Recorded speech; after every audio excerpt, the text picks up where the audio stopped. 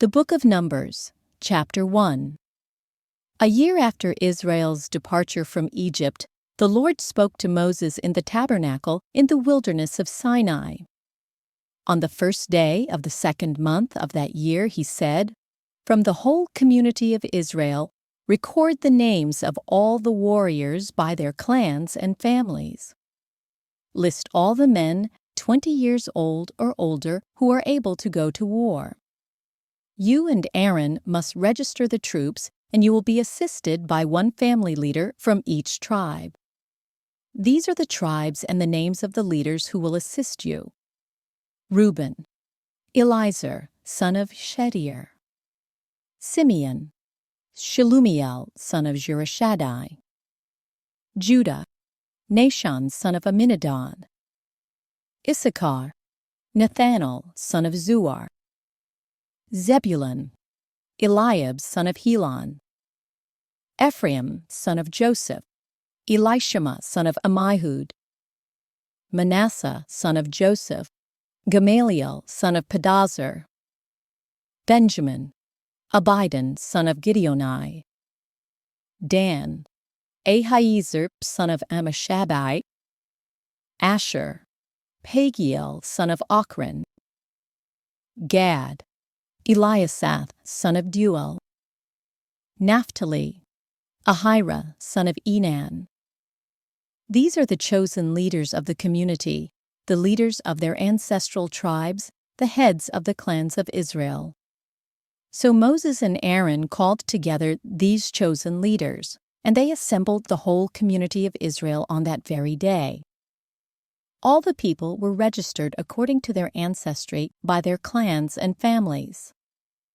The men of Israel who were 20 years old or older were listed one by one, just as the Lord had commanded Moses. So Moses recorded their names in the wilderness of Sinai. This is the number of men 20 years old or older who were able to go to war, as their names were listed in the records of their clans and families. Reuben, Jacob's oldest son, 46,500. Simeon, 59,300. Gad, 45,650. Judah, 74,600. Issachar, 54,400. Zebulun, 57,400. Ephraim, son of Joseph, 40,500. Manasseh, son of Joseph, 32,200. Benjamin, 35,400. Dan, 62,700. Asher, 41,500. Naphtali, 53,400. These were the men registered by Moses and Aaron and the 12 leaders of Israel, all listed according to their ancestral descent. They were registered by families, all the men of Israel who were 20 years old or older and able to go to war. The total number was 603,550. But this total did not include the Levites, for the Lord had said to Moses, "Do not include the tribe of Levi in the registration. Do not count them with the rest of the Israelites. Put the Levites in charge of the tabernacle of the covenant, along with all its furnishings and equipment. They must carry the tabernacle and all its furnishings as you travel, and they must take care of it and camp around it. Whenever it is time for the tabernacle to move, the Levites will take it down. And when it is time to stop, they will set it up again. But any unauthorized person who goes too near the tabernacle must be put to death. Each tribe of Israel will camp in a designated area with its own family banner. But the Levites will camp around the tabernacle of the covenant to protect the community of Israel from the Lord's anger. The Levites are responsible to stand guard around the tabernacle. So the Israelites did everything just as the Lord had commanded Moses. Numbers chapter 2. Then the Lord gave these instructions to Moses and Aaron. When the Israelites set up camp, each tribe will be assigned its own area. The tribal divisions will camp beneath their family banners on all four sides of the tabernacle, but at some distance from it. The divisions of Judah, Issachar, and Zebulun are to camp toward the sunrise on the east side of the tabernacle beneath their family banners. These are the names of the tribes, their leaders, and the numbers of their registered troops. Judah, Nashon, son of Amminadab, 74,600. Issachar, Nathanael, son of Zuar, 54,400. Zebulun, Eliab, son of Helon, 57,400. So the total of all the troops on Judah's side of the camp is 186,400. These three tribes are to lead the way whenever the Israelites travel to a new campsite. The divisions of Reuben, Simeon, and Gad are to camp on the south side of the tabernacle beneath their family banners. These are the names of the tribes, their leaders, and the numbers of their registered troops. Reuben, Elizur, son of Shedeur, 46,500.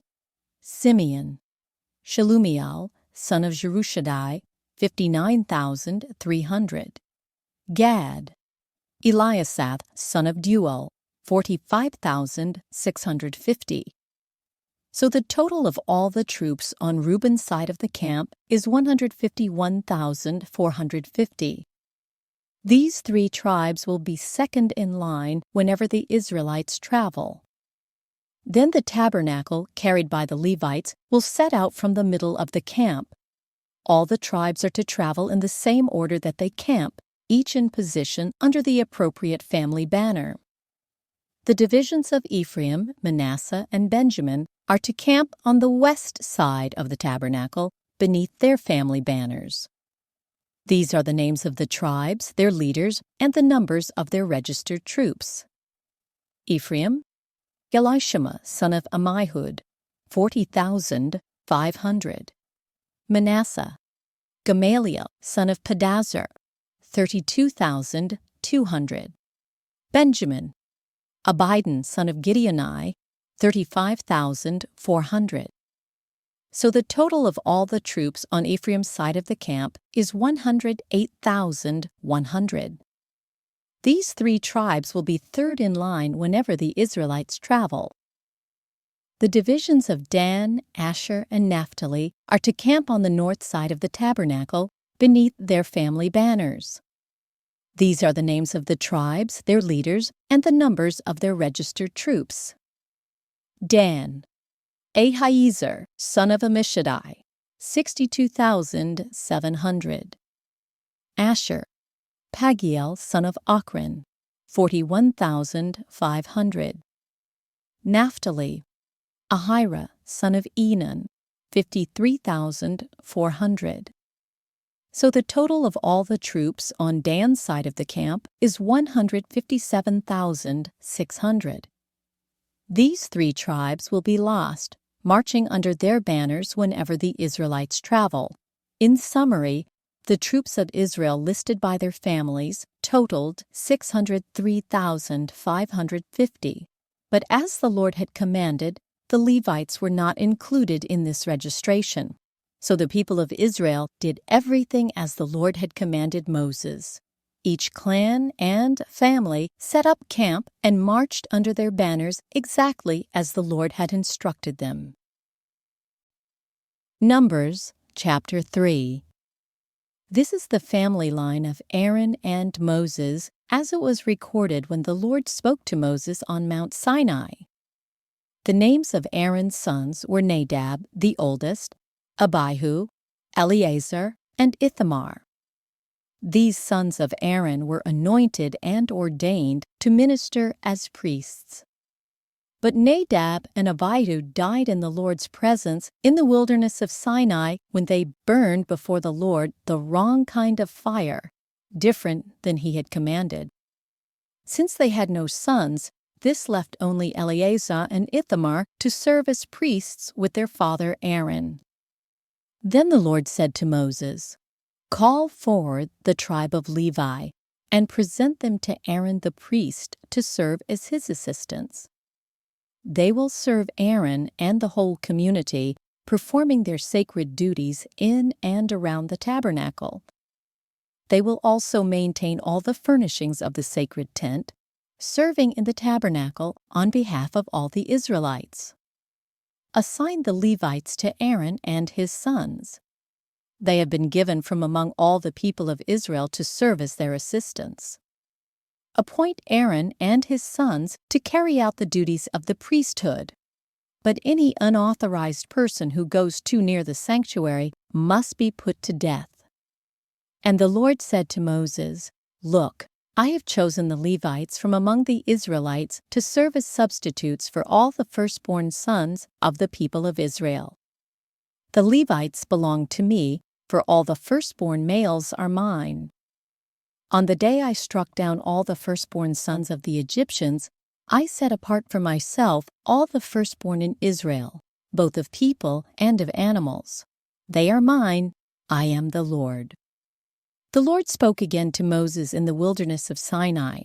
He said, "Record the names of the members of the tribe of Levi by their families and clans. List every male who is 1 month old or older." So Moses listed them, just as the Lord had commanded. Levi had 3 sons, whose names were Gershon, Kohath, and Merari. The clans descended from Gershon were named after 2 of his descendants, Libni and Shimei. The clans descended from Kohath were named after 4 of his descendants, Amram, Izhar, Hebron, and Uzziel.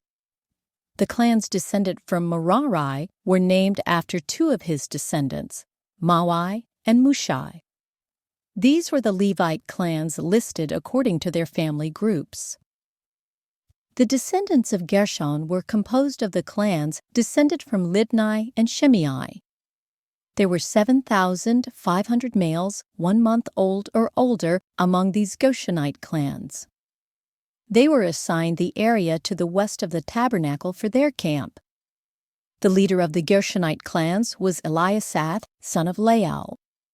These 2 clans were responsible to care for the tabernacle, including the sacred tent with its layers of coverings, the curtain at its entrance, the curtains of the courtyard that surrounded the tabernacle and altar, the curtain at the courtyard entrance, the ropes, and all the equipment related to their use. The descendants of Kohath were composed of the clans descended from Amram, Izhar, Hebron, and Uzziel. There were 8,600 males 1 month old or older among these Kohathite clans. They were responsible for the care of the sanctuary, and they were assigned the area south of the tabernacle for their camp. The leader of the Kohathite clans was Eleazar, son of Uzziel. These 4 clans were responsible for the care of the ark, the table, the lampstand, the altars, the various articles used in the sanctuary, the inner curtain, and all the equipment related to their use. Eleazar, son of Aaron the priest, was the chief administrator over all the Levites, with special responsibility for the oversight of the sanctuary. The descendants of Merari were composed of the clans descended from Mawai and Mushai. There were 6,200 males 1 month old or older among these Merarite clans. They were assigned the area north of the tabernacle for their camp. The leader of the Merarite clans was Zuriel, son of Abihail. These 2 clans were responsible for the care of the frames supporting the tabernacle, the crossbars, the pillars, the bases, and all the equipment related to their use. They were also responsible for the posts of the courtyard and all their bases, pegs, and ropes. The area in front of the tabernacle in the east towards sunrise was reserved for the tents of Moses and of Aaron and his sons, who had the final responsibility for the sanctuary on behalf of the people of Israel. Anyone other than a priest or Levite who went too near the sanctuary was to be put to death. When Moses and Aaron counted the Levite clans at the Lord's command, the total number was 22,000 males 1 month old or older. Then the Lord said to Moses, "Now count all the firstborn sons in Israel who are 1 month old or older, and make a list of their names. The Levites must be reserved for me as substitutes for the firstborn sons of Israel. I am the Lord. And the Levites' livestock must be reserved for me as substitutes for the firstborn livestock of the whole nation of Israel." So Moses counted the firstborn sons of the people of Israel, just as the Lord had commanded. The number of firstborn sons who were 1 month old or older was 22,273. Then the Lord said to Moses, "Take the Levites as substitutes for the firstborn sons of the people of Israel, and take the livestock of the Levites as substitutes for the firstborn livestock of the people of Israel. The Levites belong to me. I am the Lord. There are 273 more firstborn sons of Israel than there are Levites. To redeem these extra firstborn sons, collect 5 pieces of silver for each of them, each piece weighing the same as the sanctuary shekel, which equals 20 gerahs. Give the silver to Aaron and his sons as the redemption price for the extra firstborn sons." So Moses collected the silver for redeeming the firstborn sons of Israel who exceeded the number of Levites. He collected 1,365 pieces of silver on behalf of these firstborn sons of Israel, each piece weighing the same as the sanctuary shekel. And Moses gave the silver for the redemption to Aaron and his sons, just as the Lord had commanded. Numbers chapter 4. Then the Lord said to Moses and Aaron, "Record the names of the members of the clans and of families of the Kohathite division of the tribe of Levi. List all the names between the ages of 30 and 50 who are eligible to serve in the tabernacle. The duties of the Kohathites at the tabernacle will relate to the most sacred objects. When the camp moves, Aaron and his sons must enter the tabernacle first to take down the inner curtain and cover the Ark of the Covenant with it. Then they must cover the inner curtain with fine goatskin leather and spread over that a single piece of blue cloth. Finally, they must put the carrying poles of the ark in place.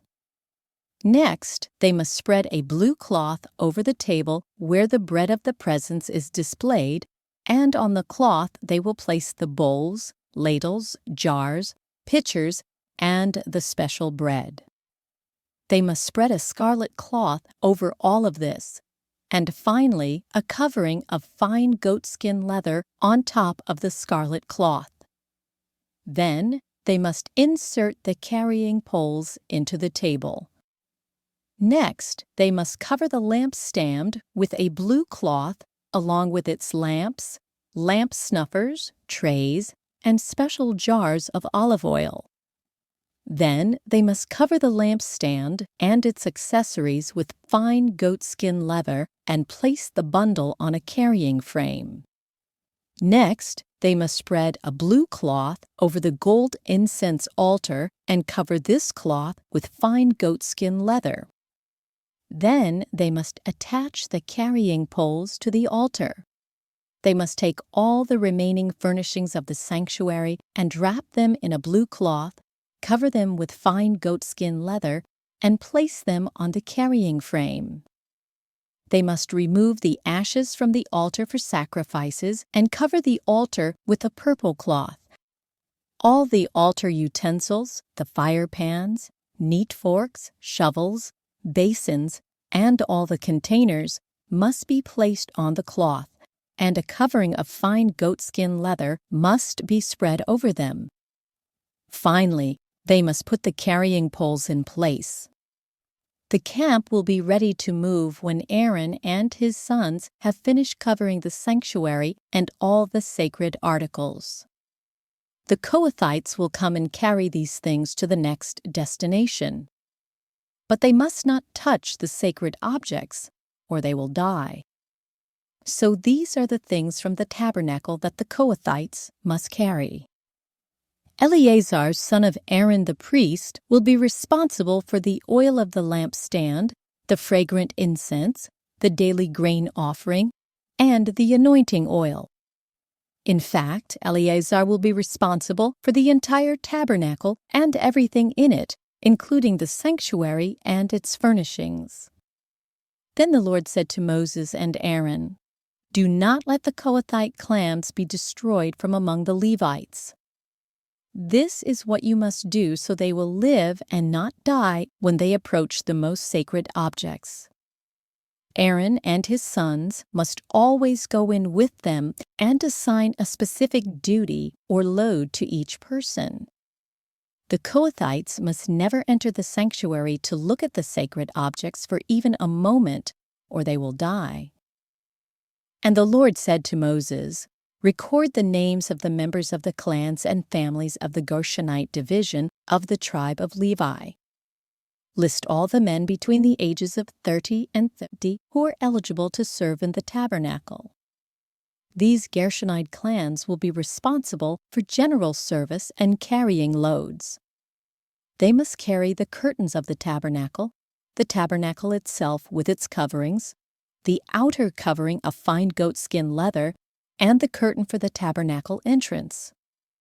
They are also to carry the curtains for the courtyard walls that surround the tabernacle and altar, the curtain across the courtyard entrance, the ropes, and all the equipment related to their use. The Gershonites are responsible for all these items. Aaron and his sons will direct the Gershonites regarding all their duties, whether it involves moving the equipment or doing other work. They must assign the Gershonites responsibility for the loads they are to carry. So these are the duties assigned to the Gershonite clans at the tabernacle. They will be directly responsible to Ithamar, son of Aaron the priest. Now record the names of the members of the clans and families of the Merarite division of the tribe of Levi. List all the men between the ages of 30 and 50 who are eligible to serve in the tabernacle. Their only duty at the tabernacle will be to carry loads. They will carry the frames of the tabernacle, the crossbars, the posts, and the bases. Also, the post for the courtyard walls with their bases, pegs, and ropes, and all the accessories and everything else related to their use. Assign the various loads to each man by name. So these are the duties of the Merarite clans at the tabernacle. They are directly responsible to Ithamar, son of Aaron the priest. So Moses, Aaron, and the other leaders of the community listed the members of the Kohathite division by their clans and families. The list included all the men between 30 and 50 years of age who were eligible for service in the tabernacle, and the total number came to 2,750. So this was the total of all those from the Kohathite clans who were eligible to serve at the tabernacle. Moses and Aaron listed them just as the Lord had commanded through Moses. The Gershonite division was also listed by its clans and families. The list included all the men between 30 and 50 years of age who were eligible for service in the tabernacle, and the total number came to 2,630. So this was the total of all those from the Gershonite clans who were eligible to serve at the tabernacle. Moses and Aaron listed them just as the Lord had commanded. The Merarite division was also listed by its clans and families. The list included all the men between 30 and 50 years of age who were eligible for service in the tabernacle, and the total number came to 3,200. So this was the total of all those from the Merarite clans who were eligible for service. Moses and Aaron listed them just as the Lord had commanded through Moses. So Moses, Aaron, and the leaders of Israel listed all the Levites by their clans and families. all the men between 30 and 50 years of age who were eligible for service in the tabernacle and for its transportation numbered 8,580. When their names were recorded as the Lord had commanded through Moses, each man was assigned his task and told what to carry. And so the registration was completed, just as the Lord had commanded Moses. Numbers chapter 5. The Lord gave these instructions to Moses. Command the people of Israel to remove from the camp anyone who has a skin disease or a discharge, or who has become ceremonially unclean by touching a dead person. This command applies to men and women alike.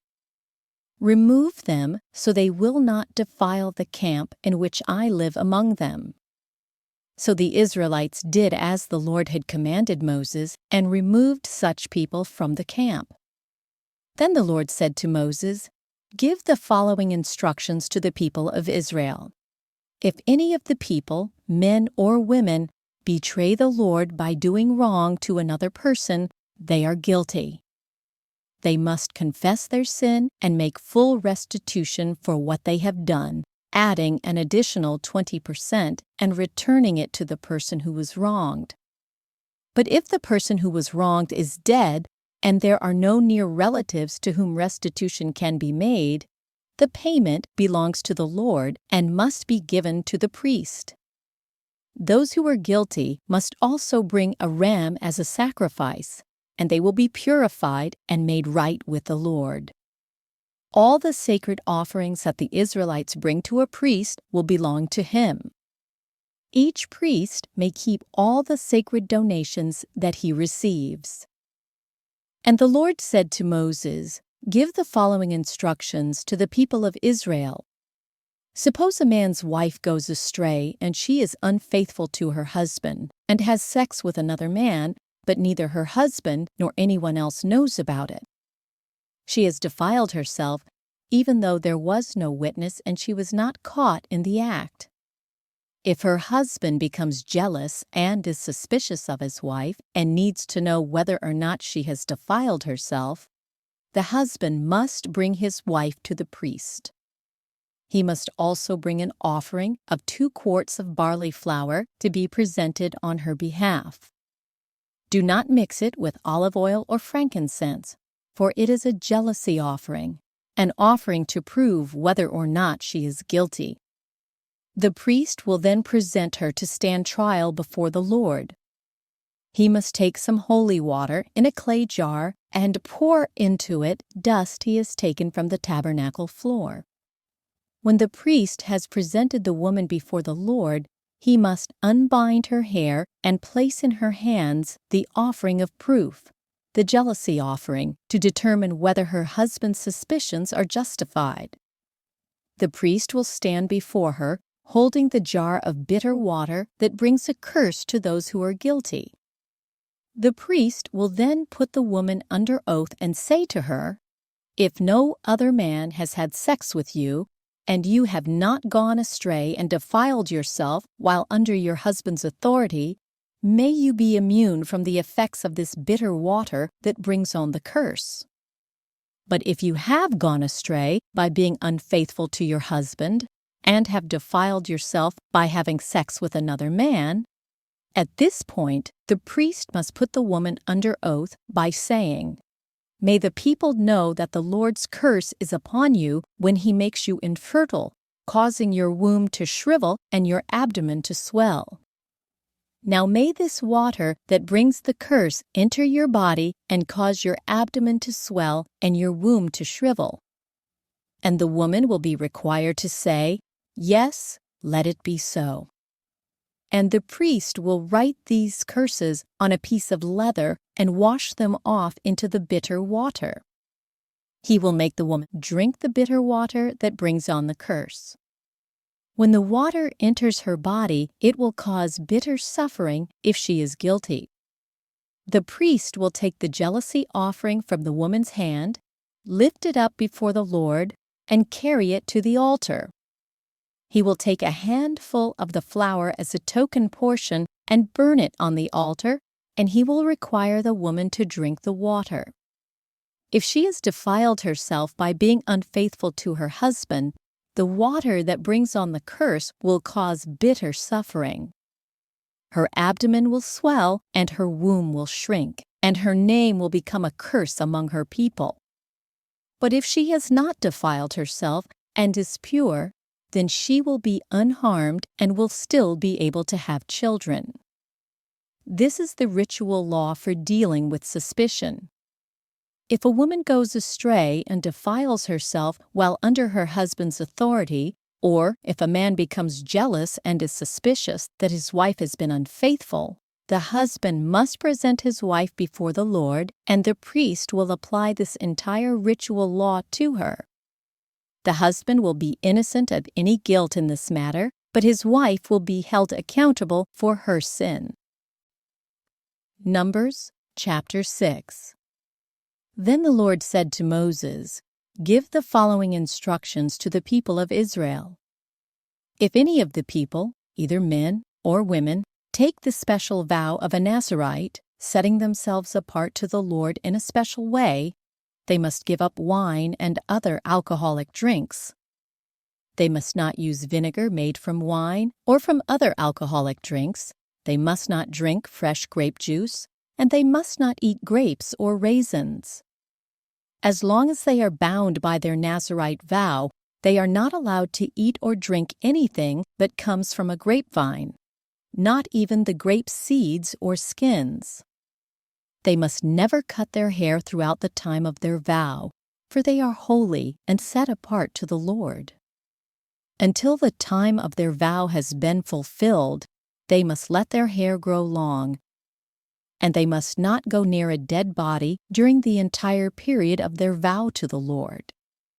Even if the dead person is their own father, mother, brother, or sister, they must not defile themselves, for the hair on their head is the symbol of their separation to God. This requirement applies as long as they are set apart to the Lord. If someone falls dead beside them, the hair they have dedicated will be defiled. They must wait for 7 days and then shave their heads. Then they will be cleansed from their defilement. On the 8th day, they must bring 2 turtle doves or 2 young pigeons to the priest at the entrance of the tabernacle. The priest will offer one of the birds for a sin offering and the other for a burnt offering. In this way, he will purify them from the guilt they incurred through contact with the dead body. Then they must reaffirm their commitment and let their hair begin to grow again. The days of their vow that were completed before their defilement no longer count. They must rededicate themselves to the Lord as a Nazirite for the full term of their vow, and each must bring a 1-year-old male lamb for a guilt offering. This is the ritual law for Nazirites. At the conclusion of their time of separation as Nazirites, they must each go to the entrance of the tabernacle and offer their sacrifices to the Lord: a 1-year-old male lamb without defect for a burnt offering, a 1-year-old female lamb without defect for a sin offering, a ram without defect for a peace offering, a basket of bread made without yeast, cakes of choice flour mixed with olive oil and wafers spread with olive oil, along with their prescribed grain offerings and liquid offerings. The priest will present these offerings before the Lord. First the sin offering and the burnt offering, then the ram for a peace offering, along with the basket of bread made without yeast. The priest must also present the prescribed grain offering and liquid offering to the Lord. Then the Nazirites will shave their heads at the entrance of the tabernacle. They will take the hair that had been dedicated and place it on the fire beneath the peace offering sacrifice. After the Nazirite's head has been shaved, the priest will take for each of them the boiled shoulder of the ram, and he will take from the basket a cake and a wafer made without yeast. He will put them all into the Nazirite's hands. Then the priest will lift them up as a special offering before the Lord. These are holy portions for the priest, along with the breast of the special offering and the thigh of the sacred offering that are lifted up before the Lord. After this ceremony, the Nazirites may again drink wine. This is the ritual law of the Nazirites who vow to bring these offerings to the Lord. They may also bring additional offerings if they can afford it. And they must be careful to do whatever they vowed when they set themselves apart as Nazirites. Then the Lord said to Moses, "Tell Aaron and his sons to bless the people of Israel with this special blessing. May the Lord bless you and protect you. May the Lord smile on you and be gracious to you. May the Lord show you his favor and give you his peace." Whenever Aaron and his sons bless the people of Israel in my name, I myself will bless them. Numbers chapter 7. On the day Moses set up the tabernacle, he anointed it and set it apart as holy. He also anointed and set apart all its furnishings and the altar with its utensils. Then the leaders of Israel, the tribal leaders who had registered the troops, came and brought their offerings. Together they brought 6 large wagons and 12 oxen. There was a wagon for every 2 leaders and an ox for each leader. They presented these to the Lord in front of the tabernacle. Then the Lord said to Moses, "Receive their gifts, and use these oxen and wagons for transporting the tabernacle. Distribute them among the Levites according to the work they have to do." So Moses took the wagons and oxen and presented them to the Levites. He gave 2 wagons and 4 oxen to the Gershonite division for their work, and he gave 4 wagons and 8 oxen to the Merarite division for their work. All their work was done under the leadership of Ithamar, son of Aaron the priest. But he gave none of the wagons or oxen to the Kohathite division, since they were required to carry the sacred objects of the tabernacle on their shoulders. The leaders also presented dedication gifts for the altar at the time it was anointed. They each placed their gifts before the altar. The Lord said to Moses, "Let one leader bring his gift each day for the dedication of the altar." On the first day, Nahshon, son of Amminadab, leader of the tribe of Judah, presented his offering. His offering consisted of a silver platter weighing 3 1/4 pounds and a silver basin weighing 1 3/4 pounds, as measured by the weight of the sanctuary shekel. These were both filled with grain offerings of choice flour moistened with olive oil. He also brought a gold container weighing 4 ounces, which was filled with incense. He brought a young bull, a ram, and a 1-year-old male lamb for a burnt offering, and a male goat for a sin offering. For a peace offering, he brought 2 bulls, 5 rams, 5 male goats, and 5 1-year-old male lambs. This was the offering brought by Nahshon, son of Amminadab. On this second day, Nathanael, son of Zuar, leader of the tribe of Issachar, presented his offering. His offering consisted of a silver platter weighing 3 1/4 pounds and a silver basin weighing 1 3/4 pounds, as measured by the weight of the sanctuary shekel. These were both filled with grain offerings of choice flour moistened with olive oil. He also brought a gold container weighing 4 ounces, which was filled with incense.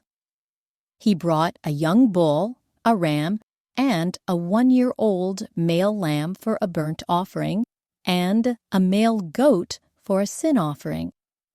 For a peace offering, he brought 2 bulls, 5 rams, 5 male goats, and 5 1-year-old male lambs. This was the offering brought by Nathanael, son of Zuar. On the third day, Eliab, son of Helon, leader of the tribe of Zebulun, presented his offering. His offering consisted of a silver platter weighing 3¼ pounds and a silver basin weighing 1¾ pounds, as measured by the weight of the sanctuary shekel. These were both filled with grain offerings of choice flour moistened with olive oil. He also brought a gold container weighing 4 ounces, which was filled with incense. He brought a young bull, a ram, and a 1-year-old male lamb for a burnt offering, and a male goat or a sin offering. For a peace offering, he brought 2 bulls, 5 rams, 5 male goats, and 5 1-year-old male lambs. This was the offering brought by Eliab son of Helon. On the 4th day, Eliezer son of Shedeur, leader of the tribe of Reuben, presented his offering. His offering consisted of a silver platter weighing 3¼ pounds and a silver basin weighing 1¾ pounds, as measured by the weight of the sanctuary shekel.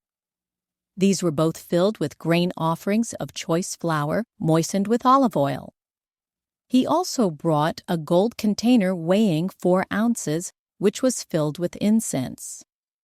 He brought a young bull, a ram, and a 1-year-old male lamb for a burnt offering, and a male goat for a sin offering.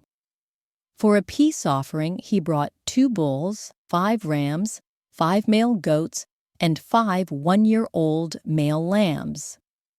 This was the offering brought by Eliezer son of Shedeur. On the 5th day, Shelumiel son of Zurishaddai, leader of the tribe of Simeon, presented his offering. His offering consisted of a silver platter weighing 3¼ pounds and a silver basin weighing 1¾ pounds, as measured by the weight of the sanctuary shekel. These were both filled with grain offerings of choice flour moistened with olive oil. He also brought a gold container weighing 4 ounces, which was filled with incense. He brought a young bull, a ram, and a 1-year-old male lamb for a burnt offering, and a male goat for a sin offering. For a peace offering, he brought 2 bulls, 5 rams, 5 male goats, and 5 1-year-old male lambs. This was the offering brought by Shelumiel son of Zurishaddai. On the 6th day, Eliasah son of Deuel, leader of the tribe of Gad, presented his offering. His offering consisted of a silver platter weighing 3¼ pounds and a silver basin weighing 1¾ pounds, as measured by the weight of the sanctuary shekel. These were both filled with grain offerings of choice flour moistened with olive oil. He also brought a gold container weighing 4 ounces, which was filled with incense. He brought a young bull, a ram, and a 1-year-old male lamb for a burnt offering, and a male goat for a sin offering.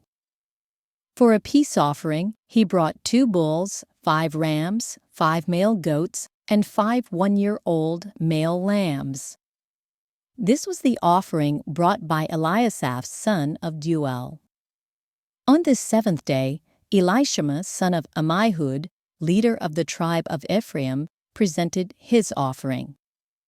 His offering consisted of a silver platter weighing 3¼ pounds and a silver basin weighing 1¾ pounds, as measured by the weight of the sanctuary shekel. These were both filled with grain offerings of choice flour moistened with olive oil. He also brought a gold container weighing 4 ounces, which was filled with incense. He brought a young bull, a ram, and a 1-year-old male lamb for a burnt offering, and a male goat for a sin offering. For a peace offering, he brought 2 bulls, 5 rams, 5 male goats, and 5 1-year-old male lambs. This was the offering brought by Elishama, son of Ammihud. On the 8th day, Gamaliel, son of Pedazur, leader of the tribe of Manasseh, presented his offering. His offering consisted of a silver platter weighing 3¼ pounds and a silver basin weighing 1¾ pounds, as measured by the weight of the sanctuary shekel. These were both filled with grain offerings of choice flour moistened with olive oil. He also brought a gold container weighing 4 ounces, which was filled with incense. He brought a young bull, a ram, and a 1-year-old male lamb for a burnt offering, and a male goat for a sin offering. For a peace offering, he brought 2 bulls, 5 rams, 5 male goats, and 5 1-year-old male lambs. This was the offering brought by Gamaliel, son of Pedazur. On the 9th day, Abidan, son of Gideoni, leader of the tribe of Benjamin, presented his offering. His offering consisted of a silver platter weighing 3¼ pounds and the silver basin weighing 1¾ pounds, as measured by the weight of the sanctuary shekel. These were both filled with grain offerings of choice flour moistened with olive oil. He also brought a gold container weighing 4 ounces, which was filled with incense. He brought a young bull, a ram, and a 1-year-old male lamb for a burnt offering, and a male goat for a sin offering. For a peace offering, he brought 2 bulls, 5 rams, 5 male goats, and 5 1-year-old male lambs. This was the offering brought by Abidan, son of Gideoni. On the 10th day, Ahiezer, son of Ammishaddai, leader of the tribe of Dan, presented his offering. His offering consisted of a silver platter weighing 3¼ pounds and a silver basin weighing 1¾ pounds, as measured by the weight of the sanctuary shekel. These were both filled with grain offerings of choice flour moistened with olive oil. He also brought a gold container weighing 4 ounces, which was filled with incense. He brought a young bull, a ram, and a 1-year-old male lamb for a burnt offering, and a male goat for a sin offering. For a peace offering, he brought 2 bulls, 5 rams, 5 male goats, and 5 1-year-old male lambs. This was the offering brought by Ahiezer, son of Ammishaddai. On the 11th day, Pagiel, son of Achran, leader of the tribe of Asher, presented his offering. His offering consisted of a silver platter weighing 3¼ pounds and a silver basin weighing 1¾ pounds, as measured by the weight of the sanctuary shekel. These were both filled with grain offerings of choice flour moistened with olive oil. He also brought a gold container weighing 4 ounces, which was filled with incense. He brought a young bull, a ram, and a 1-year-old male lamb for a burnt offering, and a male goat for a sin offering. For a peace offering, he brought 2 bulls, 5 rams, 5 male goats, and 5 1-year-old male lambs. This was the offering brought by Pagiel, son of Achran. On the 12th day, Ahira, son of Enan, leader of the tribe of Naphtali, presented his offering. His offering consisted of a silver platter weighing 3¼ pounds and a silver basin weighing 1¾ pounds, as measured by the weight of the sanctuary shekel. These were both filled with grain offerings of choice flour moistened with olive oil. He also brought a gold container weighing 4 ounces, which was filled with incense. He brought a young bull, a ram, and a 1-year-old male lamb for a burnt offering, and a male goat for a sin offering. For a peace offering, he brought 2 bulls, 5 rams, 5 male goats, and 5 1-year-old male lambs. This was the offering brought by Ahira, son of Enan. So this was the dedication offering brought by the leaders of Israel at the time the altar was anointed: 12 silver platters, 12 silver basins, and 12 gold incense containers. Each silver platter weighed 3¼ pounds, and each silver basin weighed 1¾ pounds. The total weight of the silver was 60 pounds as measured by the weight of the sanctuary shekel. Each of the 12 gold containers that was filled with incense weighed 4 ounces as measured by the weight of the sanctuary shekel. The total weight of the gold was 3 pounds. 12 young bulls, 12 rams, and 12 one-year-old male lambs were donated for the burnt offerings along with their prescribed grain offerings. 12 male goats were brought for the sin offerings. 24 bulls, 60 rams, 60 male goats, and 60 one-year-old male lambs were donated for the peace offerings. This was the dedication offering for the altar after it was anointed. Whenever Moses went into the tabernacle to speak with the Lord, he heard the voice speaking to him from between the 2 cherubim above the ark's cover, the place of atonement, that rests on the Ark of the Covenant. The Lord spoke to him from there. Numbers chapter 8. The Lord said to Moses, "Give Aaron the following instructions. When you set up the 7 lamps in the lampstand, place them so their light shines forward in front of the lampstand." So Aaron did this. He set up the 7 lamps so they reflected their light forward, just as the Lord had commanded Moses. The entire lampstand, from its base to its decorative blossoms, was made of beaten gold. It was built according to the exact design the Lord had shown Moses. Then the Lord said to Moses, "Now set the Levites apart from the rest of the people of Israel and make them ceremonially clean. Do this by sprinkling them with the water of purification and have them shave their entire body and wash their clothing. Then they will be ceremonially clean. Have them bring a young bull and a grain offering of choice flour moistened with olive oil, along with a second young bull for a sin offering. Then assemble the whole community of Israel and present the Levites at the entrance of the tabernacle. When you present the Levites before the Lord, the people of Israel must lay their hands on them. Raising his hands, Aaron must then present the Levites to the Lord as a special offering from the people of Israel, thus dedicating them to the Lord's service. Next, the Levites will lay their hands on the heads of the young bulls. Present one as a sin offering and the other as a burnt offering to the Lord, to purify the Levites and make them right with the Lord. Then have the Levites stand in front of Aaron and his sons, and raise your hands and present them as a special offering to the Lord.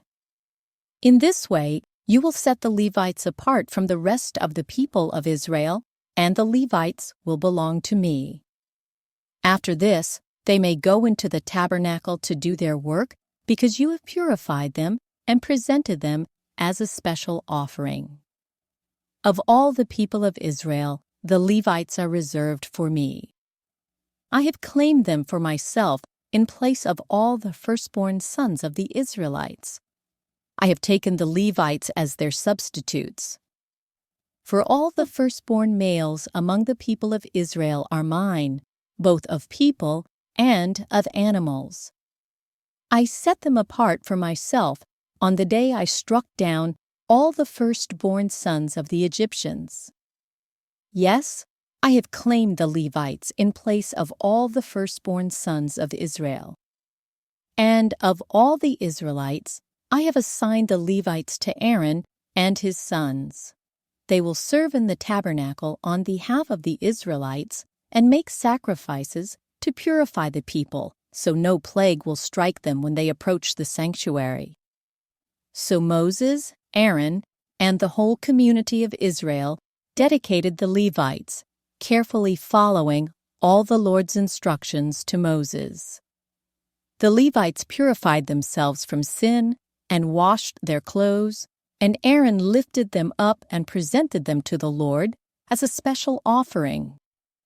He then offered a sacrifice to purify them and make them right with the Lord. After that, the Levites went into the tabernacle to perform their duties, assisting Aaron and his sons. So they carried out all the commands that the Lord gave Moses concerning the Levites. The Lord also instructed Moses, "This is the rule the Levites must follow. They must begin serving in the tabernacle at the age of 25, and they must retire at the age of 50. After retirement, they may assist their fellow Levites by serving as guards at the tabernacle, but they may not officiate in the service. This is how you must assign duties to the Levites." Numbers chapter 9. A year after Israel's departure from Egypt, the Lord spoke to Moses in the wilderness of Sinai. In the first month of that year, he said, "Tell the Israelites to celebrate the Passover at the prescribed time, at twilight, on the 14th day of the first month. Be sure to follow all my decrees and regulations concerning this celebration." So Moses told the people to celebrate the Passover in the wilderness of Sinai as twilight fell on the 14th day of the month. And they celebrated the festival there, just as the Lord had commanded Moses. But some of the men had been ceremonially defiled by touching a dead body, so they could not celebrate the Passover that day. They came to Moses and Aaron that day and said, "We have become ceremonially unclean by touching a dead body. But why should we be prevented from presenting the Lord's offering at the proper time with the rest of the Israelites?" Moses answered, "Wait here until I have received instructions for you from the Lord." This was the Lord's reply to Moses. "Give the following instructions to the people of Israel. If any of the people now or in future generations are ceremonially unclean at Passover time because of touching a dead body, or if they are on a journey and cannot be present at the ceremony, they may still celebrate the Lord's Passover. They must offer the Passover sacrifice 1 month later, at twilight, on the 14th day of the second month. They must eat the Passover lamb at that time with bitter salad greens and bread made without yeast. They must not leave any of the lamb until the next morning, and they must not break any of its bones. They must follow all the normal regulations concerning the Passover. But those who neglect to celebrate the Passover at the regular time, even though they are ceremonially clean and not away on a trip, will be cut off from the community of Israel. If they fail to present the Lord's offering at the proper time, they will suffer the consequences of their guilt. And if foreigners living among you want to celebrate the Passover to the Lord, they must follow these same decrees and regulations. The same laws applied both to native-born Israelites and to the foreigners living among you. On the day the tabernacle was set up, the cloud covered it. But from evening until morning, the cloud over the tabernacle looked like a pillar of fire. This was the regular pattern. At night, the cloud that covered the tabernacle had the appearance of fire. Whenever the cloud lifted from over the sacred tent, the people of Israel would break camp and follow it. And wherever the cloud settled, the people of Israel would set up camp. In this way, they traveled and camped at the Lord's command wherever He told them to go. Then they remained in their camp as long as the cloud stayed over the tabernacle. If the cloud remained over the tabernacle for a long time, the Israelites stayed and performed their duty to the Lord. Sometimes the cloud would stay over the tabernacle for only a few days, so the people would stay for only a few days as the Lord commanded. Then, at the Lord's command, they would break camp and move on. Sometimes the cloud stayed only overnight and lifted the next morning. But day or night, when the cloud lifted, the people broke camp and moved on. Whether the cloud stayed above the tabernacle for 2 days, a month, or a year, the people of Israel stayed in camp and did not move on. But as soon as it lifted, they broke camp and moved on. So they camped or traveled at the Lord's command, and they did whatever the Lord told them through Moses. Numbers chapter 10. Now the Lord said to Moses, "Make 2 trumpets of hammered silver for calling the community to assemble and for signaling the breaking of camp. When both trumpets are blown, everyone must gather before you at the entrance of the tabernacle. But if only one trumpet is blown, then only the leaders, the heads of the clans of Israel, must present themselves to you. When you sound the signal to move on, the tribes camped on the east side of the tabernacle must break camp and move forward. When you sound the signal a second turn, the tribes camped on the south will follow. You must sound short blasts as the signal for moving on. But when you call the people to an assembly, blow the trumpets with a different signal. Only the priests, Aaron's descendants, are allowed to blow the trumpets.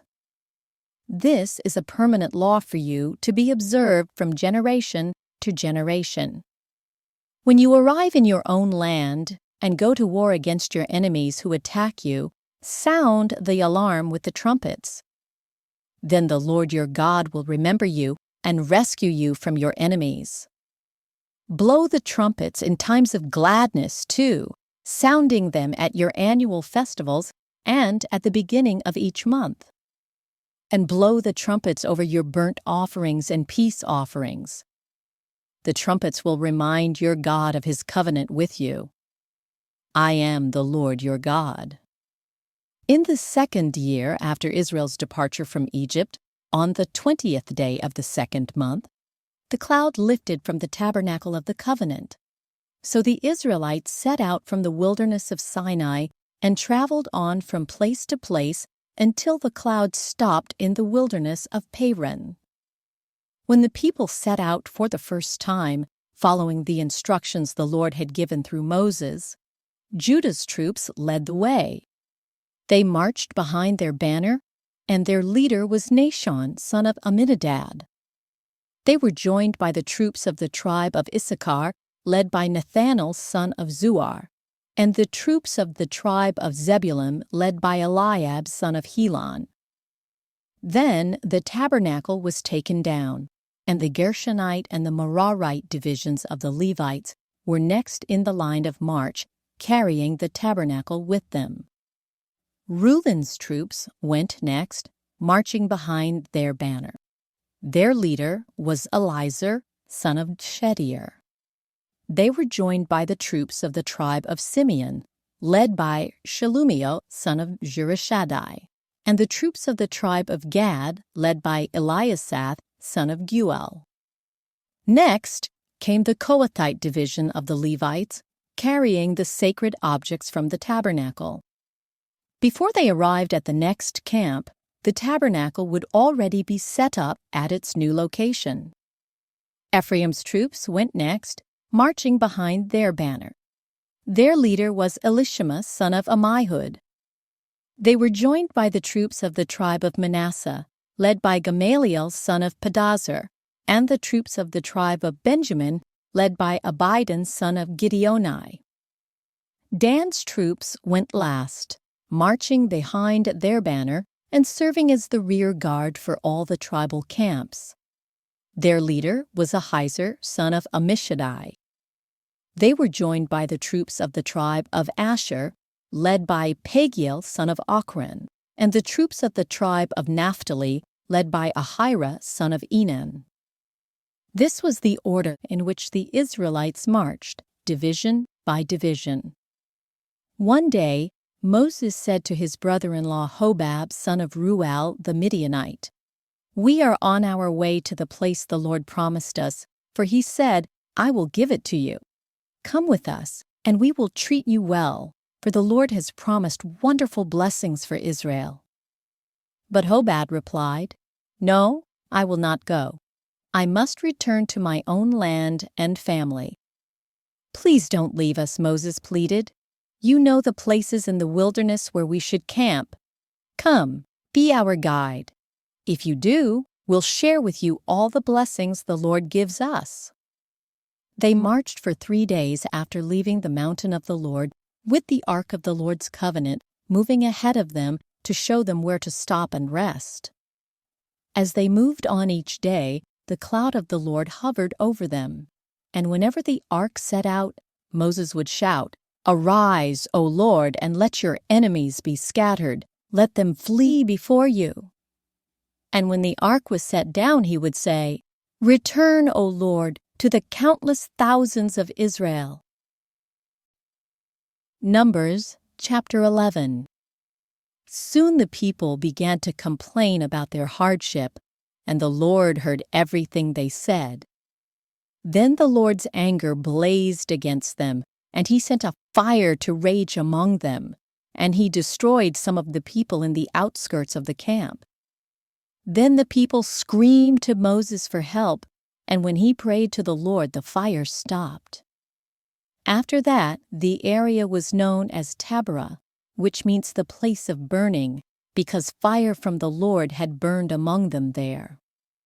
Then the foreign rabble who were traveling with the Israelites began to crave the good things of Egypt, and the people of Israel also began to complain. "Oh, for some meat," they exclaimed. "We remember the fish we used to eat for free in Egypt, and we had all the cucumbers, melons, leeks, onions, and garlic we wanted. But now our appetites are gone. All we ever see is this manna." The manna looked like small coriander seeds, and it was pale yellow like gum resin. The people would go out and gather it from the ground. They made flour by grinding it with hand mills or pounding it in mortars. Then they boiled it in a pot and made it into flat cakes. These cakes tasted like pastries baked with olive oil. The manna came down on the camp with the dew during the night. Moses heard all the families standing in the doorways of their tents, whining, and the Lord became extremely angry. Moses was also very aggravated. And Moses said to the Lord, "Why are you treating me, your servant, so harshly? Have mercy on me. What did I do to deserve the burden of all these people? Did I give birth to them? Did I bring them into the world? Why did you tell me to carry them in my arms like a mother carries a nursing baby? How can I carry them to the land you swore to give their ancestors? Where am I supposed to get meat for all these people? They keep whining to me, saying, 'Give us meat to eat.' I can't carry all these people by myself. The load is far too heavy. If this is how you intend to treat me, just go ahead and kill me. Do me a favor and spare me this misery." Then the Lord said to Moses, "Gather before me 70 men who are recognized as elders and leaders of Israel. Bring them to the tabernacle to stand there with you. I will come down and talk to you there. I will take some of the Spirit that is upon you, and I will put the Spirit upon them also. They will bear the burden of the people along with you, so you will not have to carry it alone. And say to the people, 'Purify yourselves, for tomorrow you will have meat to eat.' You were whining, and the Lord heard you when you cried, 'Oh, for some meat! We were better off in Egypt.' Now the Lord will give you meat, and you will have to eat it. And it won't be for just a day or two, or for 5 or 10 or even 20. You will eat it for a whole month until you gad and are sick of it.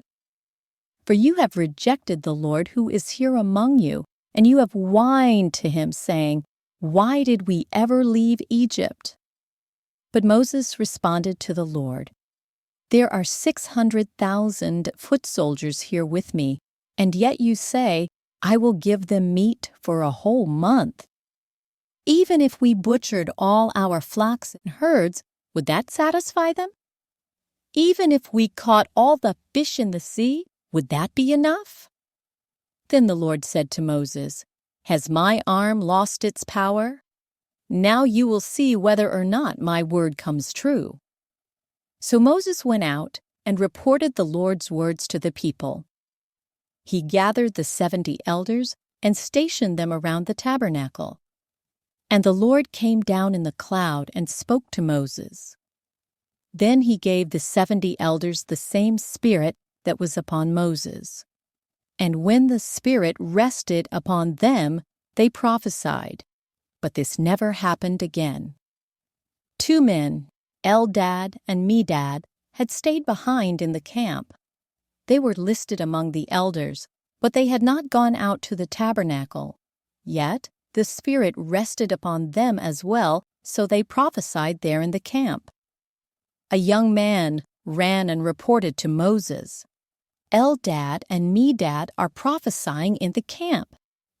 Joshua, son of Nun, who had been Moses' assistant since his youth, protested, Moses, my master, make them stop. But Moses replied, Are you jealous for my sake? I wish that all the Lord's people were prophets, and that the Lord would put his Spirit upon them all. Then Moses returned to the camp with the elders of Israel. Now the Lord sent a wind that brought quail from the sea and let them fall all around the camp. For miles in every direction, there were quail flying about 3 feet above the ground. So the people went out and caught quail all that day and throughout the night, and all the next day too. No one gathered less than 50 bushels. They spread the quail all around the camp to dry. But while they were gorging themselves on the meat, while it was still in their mouths, the anger of the Lord blazed against the people, and he struck them with a severe plague. So that place was called Kibroth-Hattaavah, which means graves of gluttony, because there they buried the people who had craved meat from Egypt. From Kibroth-Hattaavah, the Israelites traveled to Hazeroth, where they stayed for some time. Numbers chapter 12. While they were at Hazeroth, Miriam and Aaron criticized Moses because he had married a Cushite woman. They said, Has the Lord spoken only through Moses? Hasn't he spoken through us too? But the Lord heard them. Now Moses was very humble, more humble than any other person on earth. So immediately the Lord called to Moses, Aaron, and Miriam and said, Go out to the tabernacle, all 3 of you. So the 3 of them went to the tabernacle. Then the Lord descended in the pillar of cloud and stood at the entrance of the tabernacle. Aaron and Miriam, he called, and they stepped forward. And the Lord said to them, Now listen to what I say. If there were prophets among you, I, the Lord, would reveal myself in visions. I would speak to them in dreams, but not with my servant Moses. Of all my house, he is the one I trust. I speak to him face to face, clearly, and not in riddles. He sees the Lord as he is. So why were you not afraid to criticize my servant Moses? The Lord was very angry with them, and he departed. As the cloud moved from above the tabernacle, there stood Miriam, her skin as white as snow from leprosy. When Aaron saw what had happened to her, he cried out to Moses, "Oh, my master, please don't punish us for this sin we have so foolishly committed. Don't let her be like a stillborn baby, already decayed at birth." So Moses cried out to the Lord, "Oh God, I beg you, please heal her." But the Lord said to Moses, "If her father had done nothing more than spit in her face, wouldn't she be defiled for 7 days? So keep her outside the camp for 7 days. and after that she may be accepted back." So Miriam was kept outside the camp for 7 days, and the people waited until she was brought back before they traveled again. Then they left Hazirath and camped in the wilderness of Paran.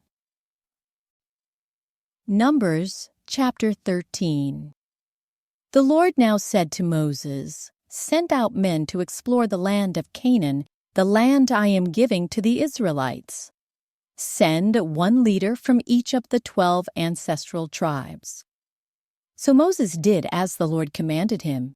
He sent out 12 men, all tribal leaders of Israel, from their camp in the wilderness of Paran. These were the tribes and the names of their leaders: Reuben, Shemua son of Zachar; Simeon, Shethat son of Hori; Judah, Caleb son of Jephunneh; Issachar, Igal son of Joseph; Ephraim, Hoshea son of Nun; Benjamin, Palti son of Raphu; Zebulun, Gadiel son of Sodai; Manasseh son of Joseph; Gadai son of Susai; Dan, Armiel son of Gamali; Asher, Sether son of Michael; Naphtali, Nabai son of Vophsi; Gad, Guel son of Machai. These are the names of the men Moses sent out to explore the land. Moses called Hoshea son of Nun by the name Joshua. Moses gave the men these instructions as he sent them out to explore the land. "Go north through the Negev into the hill country. See what the land is like, and find out whether the people living there are strong or weak, few or many.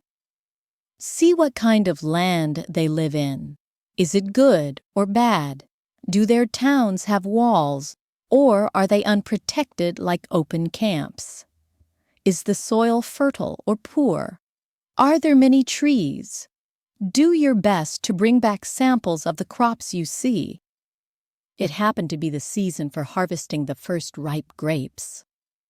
So they went up and explored the land from the wilderness of Zin as far as Rehob near Lebo-Hamath. Going north, they passed through the Negev and arrived at Hebron, where Ahiman, Sheshai, and Talmai, all descendants of Anak, lived. The ancient town of Hebron was founded 7 years before the Egyptian city of Zoan. When they came to the valley of Eshcol, they cut down a branch with a single cluster of grapes so large that it took 2 of them to carry it on a pole between them. They also brought back samples of the pomegranates and figs. That place was called the Valley of Eshcol, which means cluster, because of the cluster of grapes the Israelite men cut there. After exploring the land for 40 days, the men returned to Moses, Aaron, and the whole community of Israel at Kadesh in the wilderness of Paran. They reported to the whole community what they had seen and showed them the fruit they had taken from the land. This was their report to Moses: "We entered the land you sent us to explore, and it is indeed a bountiful country, a land flowing with milk and honey. Here is the kind of fruit it produces. But the people living there are powerful, and their towns are large and fortified. We even saw giants there, the descendants of Anak. The Amalekites live in the Negev, and the Hittites, Jebusites, and Amorites live in the hill country. The Canaanites live along the coast of the Mediterranean Sea and along the Jordan Valley." But Caleb tried to quiet the people as they stood before Moses. "Let's go at once to take the land," he said. "We can certainly conquer it." But the other men who had explored the land with him disagreed. "We can't go up against them. They are stronger than we are." So they spread this bad report about the land among the Israelites. "The land we traveled through and explored will devour anyone who goes to live there. All the people we saw were huge. We even saw giants there, the descendants of Anak. Next to them, we felt like grasshoppers, and that's what they thought too. Numbers chapter 14. Then the whole community began weeping aloud, and they cried all night. Their voices rose in a great chorus of protest against Moses and Aaron. "If only we had died in Egypt, or even here in the wilderness," they complained. "Why is the Lord taking us to this country only to have us die in battle? Our wives and our little ones will be carried off as plunder. Wouldn't it be better for us to return to Egypt?" Then they plotted among themselves, "Let's choose a new leader and go back to Egypt." Then Moses and Aaron fell face down on the ground before the whole community of Israel. 2 of the men who had explored the land, Joshua son of Nun and Caleb son of Jephunneh, tore their clothing. They said to all the people of Israel, "The land we traveled through and explored is a wonderful land, and if the Lord is pleased with us, He will bring us safely into that land and give it to us. It is a rich land, flowing with milk and honey. Do not rebel against the Lord, and don't be afraid of the people of the land. They are only helpless prey to us. They have no protection, but the Lord is with us. Don't be afraid of them." But the whole community began to talk about stoning Joshua and Caleb. Then the glorious presence of the Lord appeared to all the Israelites at the tabernacle. And the Lord said to Moses, "How long will these people treat me with contempt? Will they never believe me, even after all the miraculous signs I have done among them? I will disown them and destroy them with a plague. Then I will make you into a nation greater and mightier than they are." But Moses objected. "What will the Egyptians think when they hear about it?" he asked the Lord. "They know full well the power you displayed in rescuing your people from Egypt. Now, if you destroy them, the Egyptians will send a report to the inhabitants of this land, who have already heard that you live among your people. They know, Lord, that you have appeared to your people face to face, and that your pillar of cloud hovers over them. They know that you go before them in the pillar of cloud by day and the pillar of fire by night. Now if you slaughter all these people with a single blow, the nations that have heard of your fame will say, 'The Lord was not able to bring them into the land He swore to give them, so He killed them in the wilderness.' Please, Lord, prove that your power is as great as you have claimed. For you said, 'The Lord is slow to anger and filled with unfailing love, forgiving every kind of sin and rebellion. But He does not excuse the guilty. He lays the sins of the parents upon their children. The entire family is affected, even children in the 3rd and 4th generations.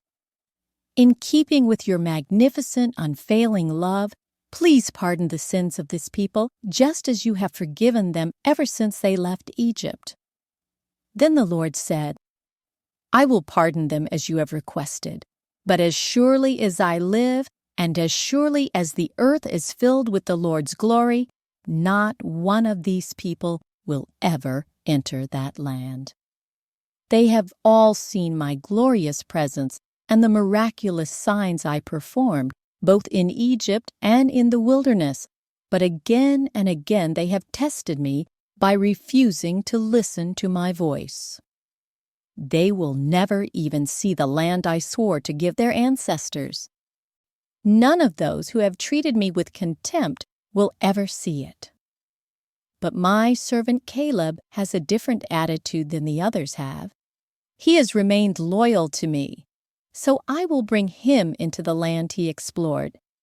His descendants will possess their full share of that land. Now turn around and don't go on toward the land where the Amalekites and Canaanites live. Tomorrow you must set out for the wilderness in the direction of the Red Sea." Then the Lord said to Moses and Aaron, "How long must I put up with this wicked community and its complaints about me? Yes, I have heard the complaints the Israelites are making against me. Now tell them this: As surely as I live, declares the Lord, I will do to you the very things I heard you say. You will all drop dead in this wilderness, because you complained against me. Every one of you who is 20 years old or older and was included in the registration will die. You will not enter and occupy the land I swore to give you. The only exceptions will be Caleb, son of Jephunneh, and Joshua, son of Nun. You said your children would be carried off as plunder. Well, I will bring them safely into the land, and they will enjoy what you have despised. But as for you, you will drop dead in this wilderness, and your children will be like shepherds wandering in the wilderness for 40 years. In this way, they will pay for your faithlessness until the last of you lies dead in the wilderness. Because your men explored the land for 40 days, you must wander in the wilderness for 40 years, a year for each day, suffering the consequences of your sins. Then you will discover what it is like to have me for an enemy. I, the Lord, have spoken. I will certainly do these things to every member of the community who has conspired against me. They will be destroyed here in this wilderness, and here they will die.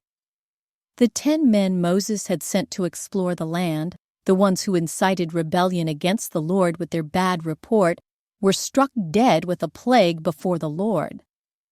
Of the 12 who had explored the land, only Joshua and Caleb remained alive.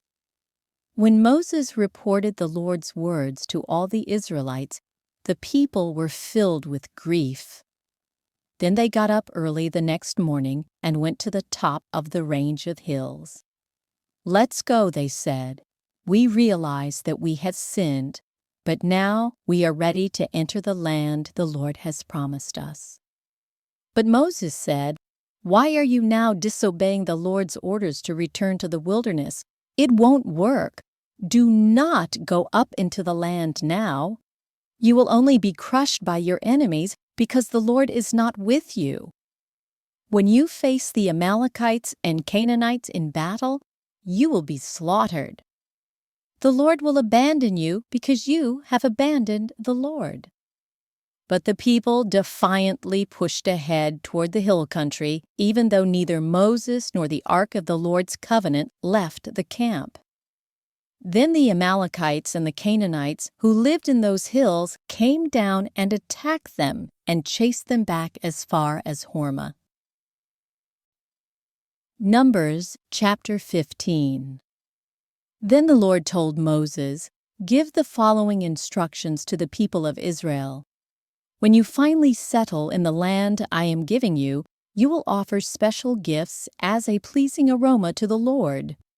These gifts may take the form of a burnt offering, a sacrifice to fulfill a vow, a voluntary offering, or an offering at any of your annual festivals, and they may be taken from your herds of cattle or your flocks of sheep and goats.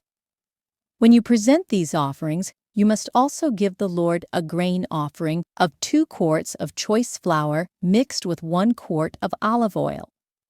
For each lamb offered as a burnt offering or a special sacrifice, you must also present 1 quart of wine as a liquid offering. If the sacrifice is a ram, give a grain offering of 4 quarts of choice flour mixed with 1/3 of a gallon of olive oil, and give 1/3 of a gallon of wine as a liquid offering. This will be a pleasing aroma to the Lord. When you present a young bull as a burnt offering, or as a sacrifice to fulfill a vow, or as a peace offering to the Lord, you must also give a grain offering of 6 quarts of choice flour mixed with 2 quarts of olive oil, and give 2 quarts of wine as a liquid offering. This will be a special gift, a pleasing aroma to the Lord. Each sacrifice of a bull, ram, lamb, or young goat should be prepared in this way. Follow these instructions with each offering you present. All of you native-born Israelites must follow these instructions when you offer a special gift as a pleasing aroma to the Lord. And if any foreigners visit you or live among you and want to present a special gift as a pleasing aroma to the Lord, they must follow these same procedures. Native-born Israelites and foreigners are equal before the Lord and are subject to the same decrees. This is a permanent law for you, to be observed from generation to generation. The same instructions and regulations will apply both to you and to the foreigners living among you. Then the Lord said to Moses, "Give the following instructions to the people of Israel. When you arrive in the land where I am taking you, and you eat the crops that grow there, you must set some aside as a sacred offering to the Lord. Present a cake from the first of the flour you grind, and set it aside as a sacred offering, as you do with the first grain from the threshing floor. Throughout the generations to come, you are to present a sacred offering to the Lord each year from the first of your ground flour. But suppose you unintentionally fail to carry out all these commands that the Lord has given you through Moses. And suppose your descendants in the future failed to do everything the Lord has commanded through Moses. If the mistake was made unintentionally and the community was unaware of it, the whole community must present a young bull for a burnt offering as a pleasing aroma to the Lord. It must be offered along with its prescribed grain offering and liquid offering and with one male goat for a sin offering. With it, the priest will purify the whole community of Israel, making them right with the Lord, and they will be forgiven. For it was an unintentional sin, and they have corrected it with their offerings to the Lord, the special gift and the sin offering. The whole community of Israel will be forgiven, including the foreigners living among you, for all the people were involved in the sin. If one individual commits an unintentional sin, the guilty person must bring a 1-year-old female goat for a sin offering. The priest will sacrifice it to purify the guilty person before the Lord, and that person will be forgiven. These same instructions apply both to native-born Israelites and to the foreigners living among you. But those who brazenly violate the Lord's will, whether native-born Israelites or foreigners, have blasphemed the Lord, and they must be cut off from the community. Since they have treated the Lord's word with contempt and deliberately disobeyed His command, they must be completely cut off and suffer the punishment for their guilt. One day, while the people of Israel were in the wilderness, they discovered a man gathering wood on the Sabbath day. The people who found him doing this took him before Moses, Aaron, and the rest of the community. They held him in custody because they did not know what to do with him. Then the Lord said to Moses, "The man must be put to death. The whole community must stone him outside the camp." So the whole community took the man outside the camp and stoned him to death, just as the Lord had commanded Moses. Then the Lord said to Moses, "Give the following instructions to the people of Israel. Throughout the generations to come, you must make tassels for the hands of your clothing and attach them with a blue cord. When you see the tassels, you will remember and obey all the commands of the Lord, instead of following your own desires and defiling yourselves as you are prone to do. The tassels will help you remember that you must obey all my commands and be holy to your God. I am the Lord your God, who brought you out of the land of Egypt, that I might be your God. I am the Lord your God." Numbers chapter 16.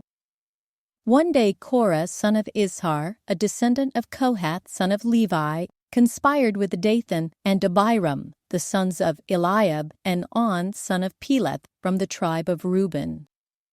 They incited a rebellion against Moses, along with 250 other leaders of the community, all prominent members of the assembly. They united against Moses and Aaron and said, "You have gone too far. The whole community of Israel has been set apart by the Lord, and He is with all of us. What right do you have to act as though you are greater than the rest of the Lord's people?" When Moses heard what they were saying, he fell face down on the ground. Then he said to Korah and his followers, "Tomorrow morning the Lord will show us who belongs to Him and who is holy. The Lord will allow only those whom He selects to enter His own presence. Korah, you and all your followers must prepare your incense burners. Light fires in them tomorrow and burn incense before the Lord. Then we will see whom the Lord chooses as His Holy One. You Levites are the ones who have gone too far."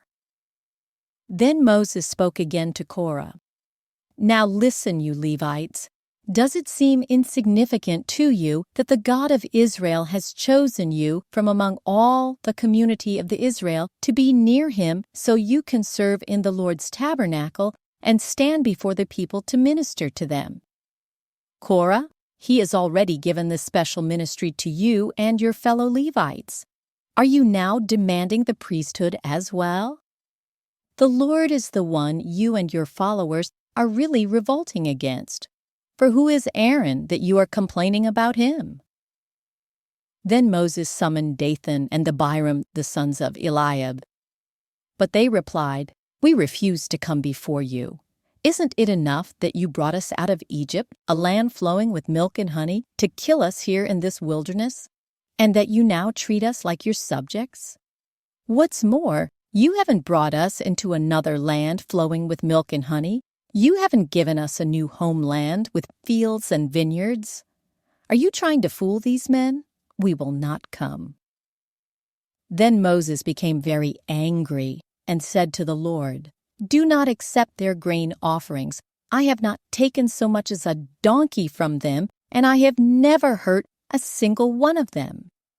And Moses said to Korah, "You and all your followers must come here tomorrow and present yourselves before the Lord.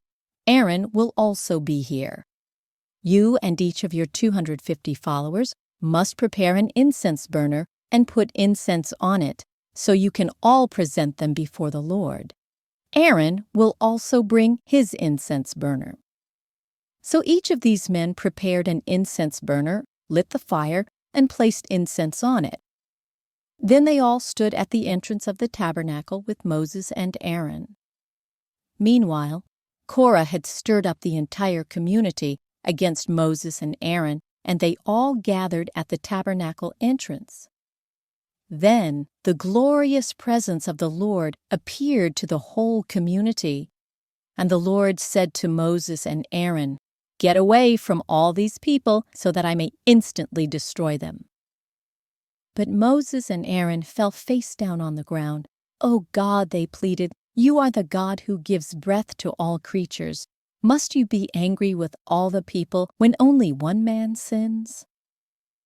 And the Lord said to Moses, "Then tell all the people to get away from the tents of Korah, Dathan, and Abiram." So Moses got up and rushed over to the tents of Dathan and Abiram, followed by the elders of Israel.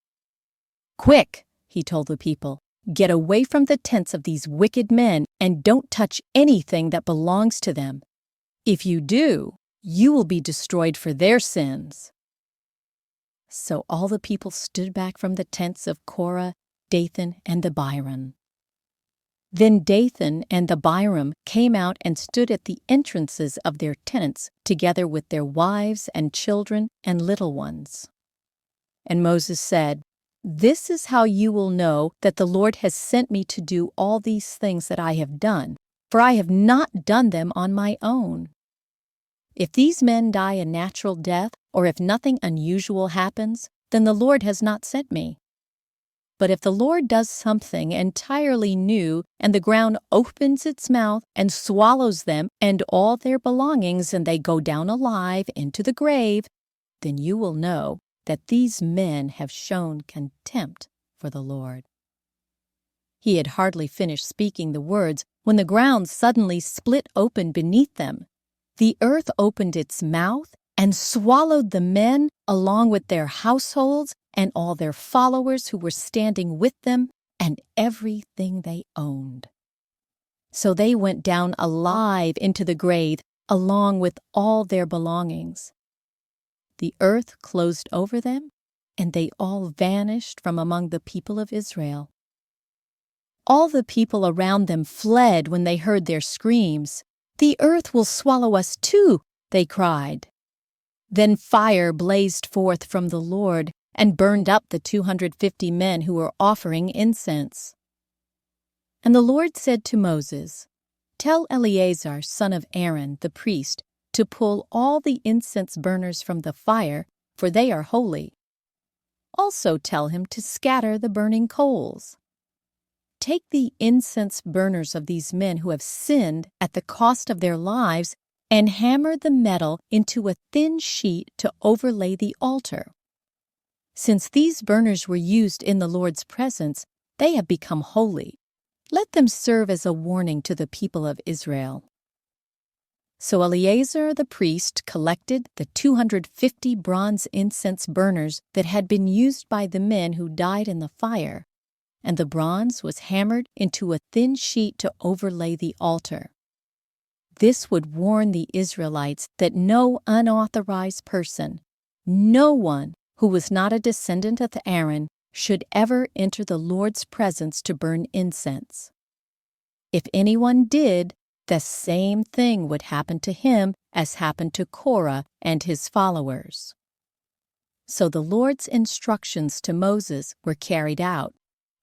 But the very next morning, the whole community of Israel began muttering again against Moses and Aaron, saying, "You have killed the Lord's people." As the community gathered to protest against Moses and Aaron, they turned toward the tabernacle and saw that the cloud had covered it, and the glorious presence of the Lord appeared. Moses and Aaron came and stood in front of the tabernacle, and the Lord said to Moses, "Get away from all these people so that I can instantly destroy them." But Moses and Aaron fell face down on the ground. And Moses said to Aaron, "Quick, take an incense burner and place burning coals on it from the altar. Lay incense on it and carry it out among the people to purify them and make them right with the Lord. The Lord's anger is blazing against them. The plague has already begun." Aaron did as Moses told him and ran out among the people. The plague had already begun to strike down the people. But Aaron burned the incense and purified the people. He stood between the dead and the living, and the plague stopped. But 14,700 people died in that plague, in addition to those who had died in the affair involving Korah. Then, because the plague had stopped, Aaron returned to Moses at the entrance of the tabernacle. Numbers Chapter 17. Then the Lord said to Moses, "Tell the people of Israel to bring you 12 wooden staffs, one from each leader of Israel's ancestral tribes, and inscribe each leader's name on his staff. Inscribe Aaron's name on the staff of the tribe of Levi, for there must be one staff for the leader of each ancestral tribe. Place these staffs in the tabernacle in front of the ark containing the tablets of the covenant where I meet with you. Buds will sprout on the staff belonging to the man I choose. Then I will finally put an end to the people's murmuring and complaining against you." So Moses gave the instructions to the people of Israel, and each of the 12 tribal leaders, including Aaron, brought Moses a staff. Moses placed the staffs in the Lord's presence in the tabernacle of the covenant. When he went into the tabernacle of the covenant the next day, he found that Aaron's staff, representing the tribe of Levi, had sprouted, budded, blossomed, and produced ripe almonds. When Moses brought all the staffs out from the Lord's presence, he showed them to the people. Each man claimed his own staff. And the Lord said to Moses, "Place Aaron's staff permanently before the Ark of the Covenant to serve as a warning to rebels. This should put an end to their complaints against me and prevent any further deaths." So Moses did as the Lord commanded him. Then the people of Israel said to Moses, "Look, we are doomed. We are dead. We are ruined. Everyone who even comes close to the tabernacle of the Lord dies. Are we all doomed to die?" Numbers chapter 18. Then the Lord said to Aaron, "You, your sons, and your relatives from the tribe of Levi will be held responsible for any offenses related to the sanctuary. But you and your sons alone will be held responsible for violations connected with the priesthood. Bring your relatives of the tribe of Levi, your ancestral tribe, to assist you and your sons as you perform the sacred duties in front of the tabernacle of the covenant. But as the Levites scold out all their assigned duties at the tabernacle, they must be careful not to go near any of the sacred objects or the altar. If they do, both you and they will die. The Levites must join you in fulfilling their responsibilities for the care and maintenance of the tabernacle, but no unauthorized person may assist you. You yourselves must perform the sacred duties inside the sanctuary and at the altar. If you follow these instructions, the Lord's anger will never again blaze against the people of Israel. I myself have chosen your fellow Levites from among the Israelites to be your special assistants. They are a gift to you, dedicated to the Lord for service in the tabernacle. But you and your sons, the priests, must personally handle all the priestly rituals associated with the altar and with everything behind the inner curtain.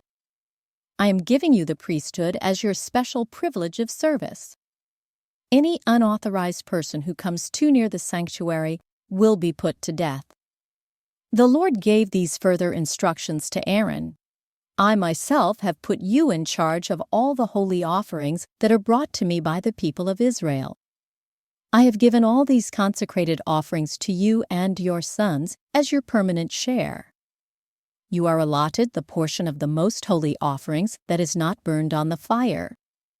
This portion of all the most holy offerings, including the grain offerings, sin offerings, and guilt offerings, will be most holy, and it belongs to you and your sons. You must eat it as a most holy offering. All the males may eat of it, and you must treat it as most holy. All the sacred offerings and special offerings presented to me when the Israelites lift them up before the altar also belong to you.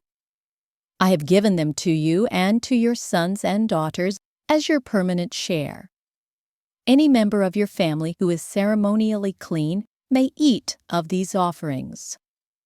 I also give you the harvest gifts brought by the people as offerings to the Lord, the best of the olive oil, new wine, and grain. All the first crops of their land that the people present to the Lord belong to you. Any member of your family who is ceremonially clean may eat this food. Everything in Israel that is specially set apart for the Lord also belongs to you. The firstborn of every mother, whether human or animal, that is offered to the Lord will be yours. But you must always redeem your firstborn sons and the firstborn of ceremonially unclean animals. Redeem them when they are 1 month old. The redemption price is 5 pieces of silver as measured by the weight of the sanctuary shekel, which equals 20 gerahs. However, you may not redeem the firstborn of cattle, sheep, or goats. They are holy and have been set apart for the Lord. Sprinkle their blood on the altar and burn their fat as a special gift, a pleasing aroma to the Lord. The meat of these animals will be yours, just like the breast and right thigh that are presented by lifting them up as a special offering before the altar. Yes, I am giving you all these holy offerings that the people of Israel bring to the Lord. They are for you and your sons and daughters to be eaten as your permanent share. This is an eternal and unbreakable covenant between the Lord and you, and it also applies to your descendants. And the Lord said to Aaron, "You priests will receive no allotment of land or share of property among the people of Israel. I am your share and your allotment. As for the tribe of Levi, your relatives, I will compensate them for their service in the tabernacle. Instead of an allotment of land, I will give them the tithes from the entire land of Israel. From now on, no Israelites except priests or Levites may approach the tabernacle. If they come too near, they will be judged guilty and will die. Only the Levites may serve at the tabernacle, and they will be held responsible for any offenses against it. This is a permanent law for you to be observed from generation to generation. The Levites will receive no allotment of land among the Israelites, because I had given them the Israelites' tithes, which have been presented as sacred offerings to the Lord. This will be the Levites' share. That is why I said they would receive no allotment of land among the Israelites." The Lord also told Moses, "Give these instructions to the Levites.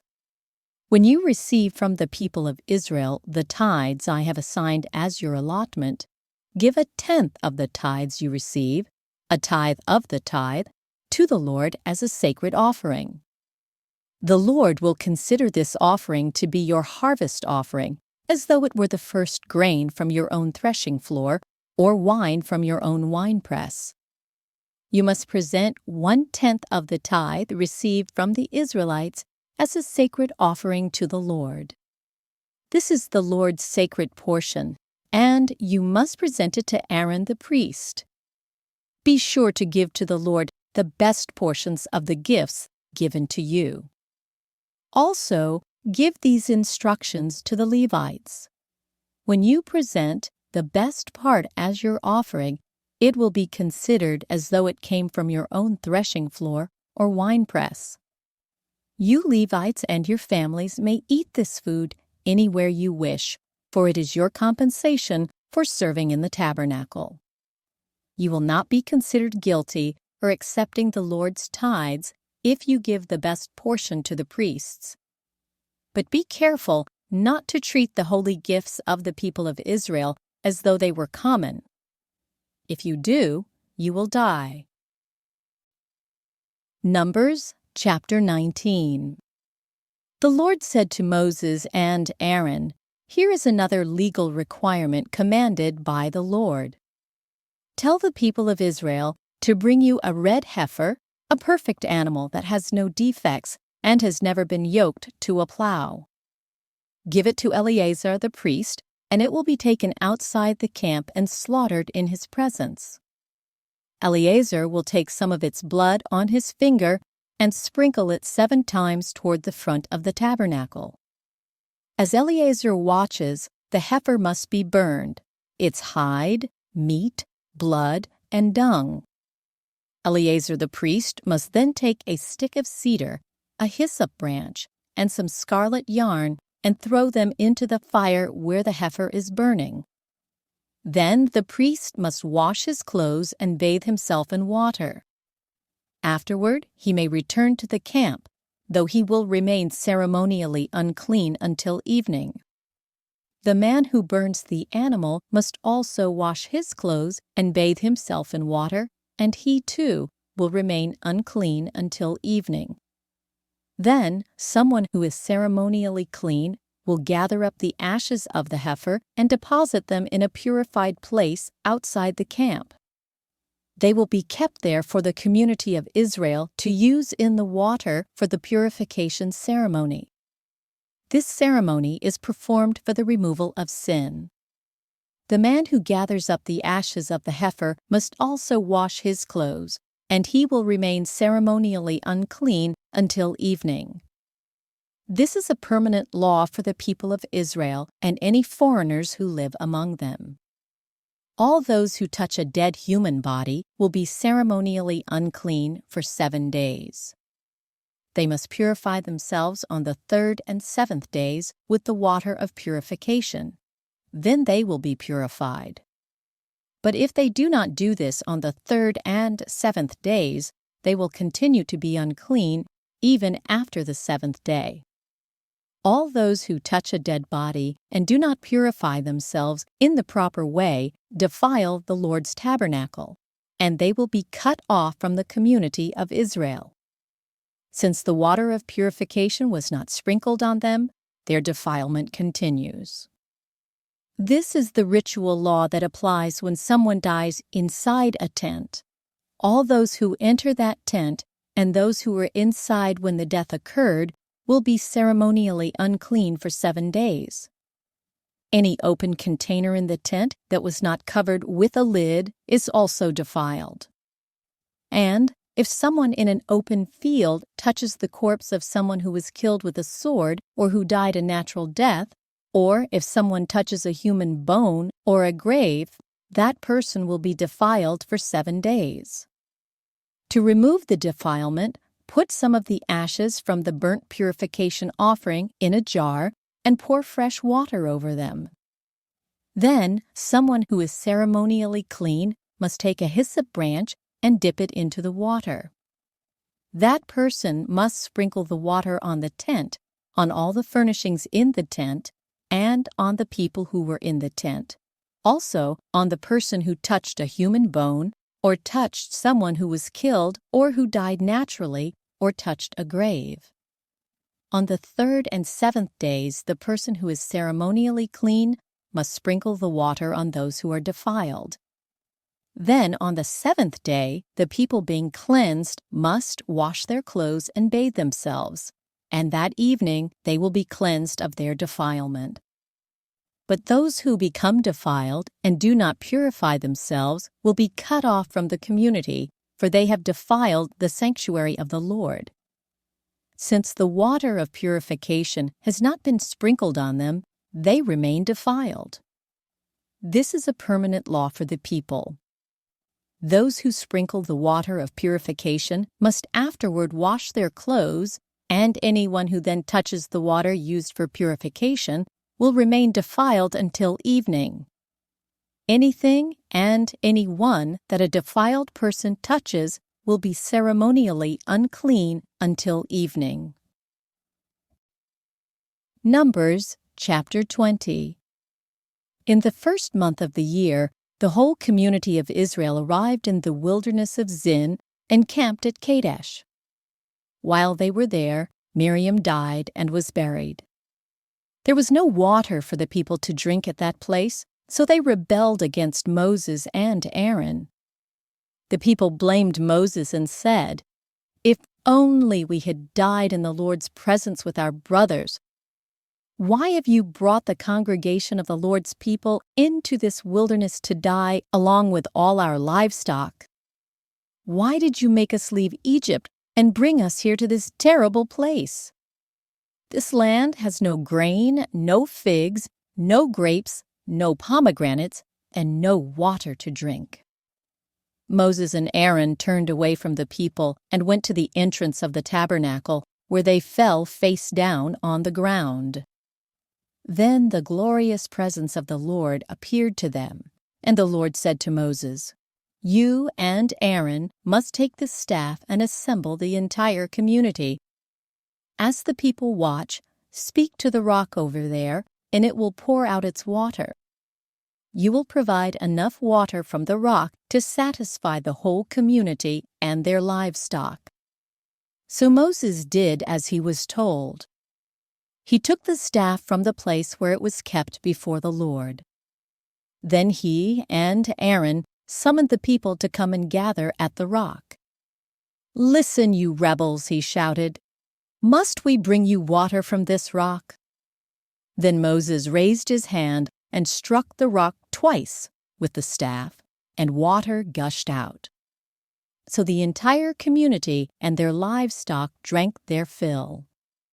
But the Lord said to Moses and Aaron, "Because you did not trust me enough to demonstrate my holiness to the people of Israel, you will not lead them into the land I am giving them." This place was known as the waters of Meribah, which means arguing, because there the people of Israel argued with the Lord, and there he demonstrated his holiness among them. While Moses was at Kadesh, he sent ambassadors to the king of Edom with this message: "This is what your relatives, the people of Israel, say. You know all the hardships we have been through. Our ancestors went down to Egypt, and we lived there a long time, and we and our ancestors were brutally mistreated by the Egyptians. But when we cried out to the Lord, he heard us and sent an angel who brought us out of Egypt. Now we are camped at Kadesh, a town on the border of your land. Please let us travel through your land. We will be careful not to go through your fields and vineyards. We won't even drink water from your wells. We will stay on the king's road and never leave it until we have passed through your territory." But the king of Edom said, "Stay out of my land, or I will meet you with an army." The Israelites answered, "We will stay on the main road. If our livestock drink your water, we will pay for it. Just let us pass through your country. That's all we ask." But the king of Edom replied, "Stay out. You may not pass through our land." With that, he mobilized his army and marched out against them with an imposing force. Because Edom refused to allow Israel to pass through their country, Israel was forced to turn around. The whole community of Israel left Kadesh and arrived at Mount Hor. There on the border of the land of Edom, the Lord said to Moses and Aaron, "The time has come for Aaron to join his ancestors in death. He will not enter the land I am giving the people of Israel, because the two of you rebelled against my instructions concerning the water at Meribah. Now take Aaron and his son Eleazar up Mount Hor. There you will remove Aaron's priestly garments and put them on Eleazar his son. Aaron will die there and join his ancestors." So Moses did as the Lord commanded. The three of them went up Mount Hor together as the whole community watched. At the summit, Moses removed the priestly garments from Aaron and put them on Eleazar, Aaron's son. Then Aaron died there on top of the mountain, and Moses and Eleazar went back down. When the people realized that Aaron had died, all Israel mourned for him 30 days. Numbers chapter 21. The Canaanite king of Arad, who lived in the Negev, heard that the Israelites were approaching on the road through Atharim. So he attacked the Israelites and took some of them as prisoners. Then the people of Israel made this vow to the Lord: "If you will hand these people over to us, we will completely destroy all their towns." The Lord heard the Israelites' request and gave them victory over the Canaanites. The Israelites completely destroyed them and their towns, and the place has been called Hormah ever since. Then the people of Israel set out from Mount Hor, taking the road to the Red Sea to go around the land of Edom. But the people grew impatient with the long journey, and they began to speak against God and Moses. "Why have you brought us out of Egypt to die here in the wilderness?" they complained. "There is nothing to eat here and nothing to drink, and we hate this horrible manna." So the Lord sent poisonous snakes among the people, and many were bitten and died. Then the people came to Moses and cried out, "We have sinned by speaking against the Lord and against you. Pray that the Lord will take away the snakes." So Moses prayed for the people. Then the Lord told him, "Make a replica of a poisonous snake and attach it to a pole." All who are bitten will live if they simply look at it." So Moses made a snake out of bronze and attached it to a pole. Then anyone who was bitten by a snake could look at the bronze snake and be healed. The Israelites traveled next to Oboth and camped there. Then they went on to Abarim in the wilderness on the eastern border of Moab. From there, they traveled to the valley of Zered Brook and set up camp. Then they moved out and camped on the far side of the Arnon River in the wilderness adjacent to the territory of the Amorites. The Arnon is the boundary line between the Moabites and the Amorites. For this reason, the book of the Wars of the Lord speaks of the town of Wahab in the area of Suphah and the ravines of the Arnon River, and the ravines that extend as far as the settlement of Ar on the border of Moab. From there, the Israelites traveled to Beer, which is the well where the Lord said to Moses, "Assemble the people, and I will give them water." There the Israelites sang this song, "Spring up, O well, yes, sing its praises. Sing of this well, which princes dug, which great leaders hollowed out with their scepters and staffs." Then the Israelites left the wilderness and proceeded on through Mattanah, Nahalio, and Bamoth. After that, they went to the valley in Moab where Pisgah Peak overlooks the wasteland. The Israelites sent ambassadors to King Sihon of the Amorites with this message: "Let us travel through your land. We will be careful not to go through your fields and vineyards. We won't even drink water from your wells. We will stay on the king's road until we have passed through your territory." But King Sihon refused to let them cross his territory. Instead, he mobilized his entire army and attacked Israel in the wilderness, engaging them in battle at Jahaz. But the Israelites slaughtered them with their swords and occupied their land from the Arnon River to the Jabbok River. They went only as far as the Ammonite border, because the boundary of the Ammonites was fortified. So Israel captured all the towns of the Amorites and settled in them, including the city of Heshbon and its surrounding villages. Heshbon had been the capital of King Sihon of the Amorites.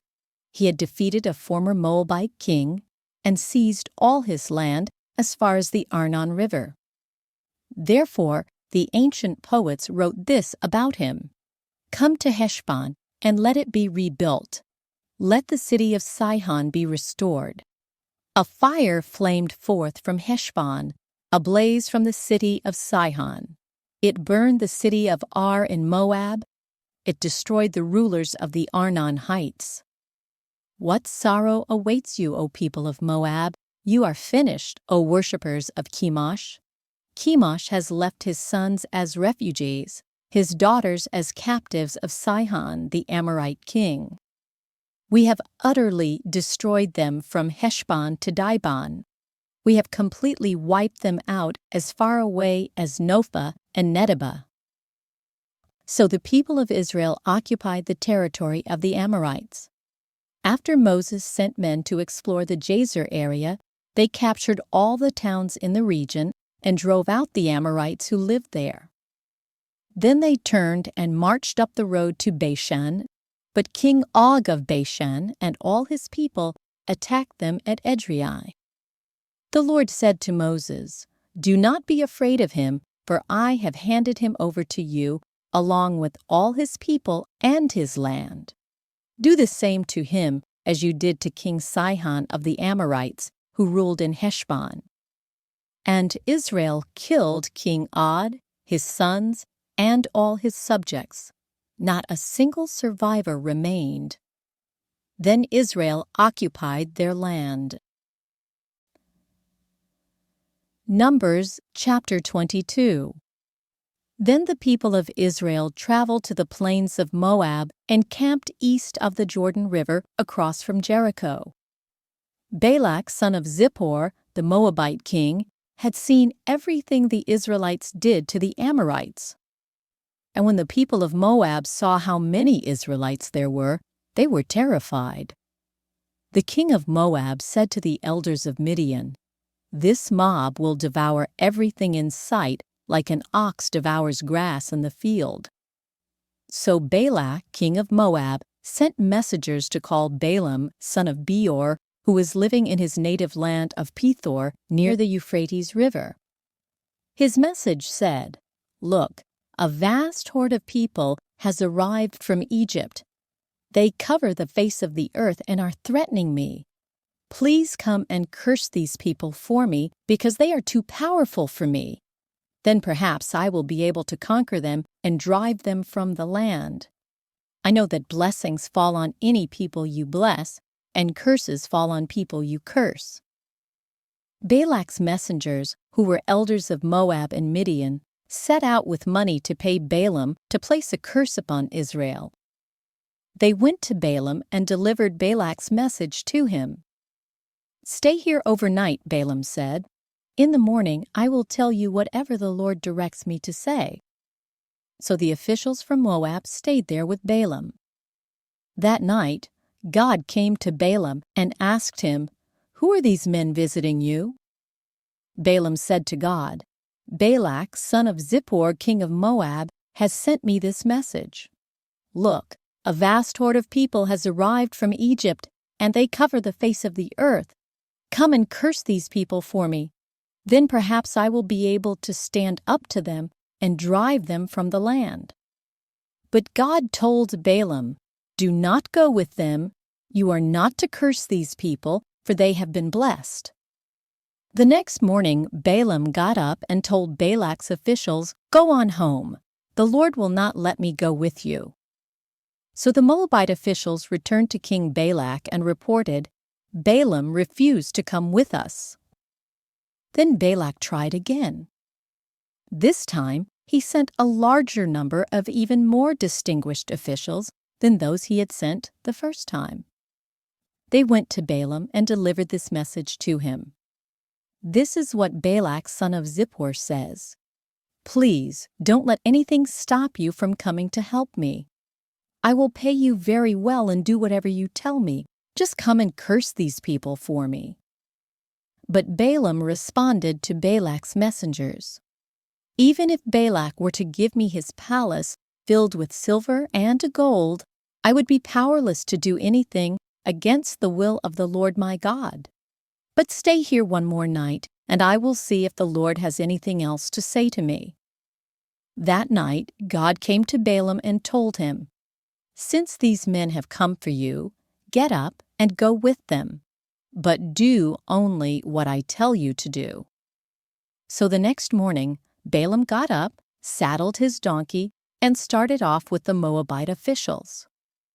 But God was angry that Balaam was going, so he sent the angel of the Lord to stand in the road to block his way.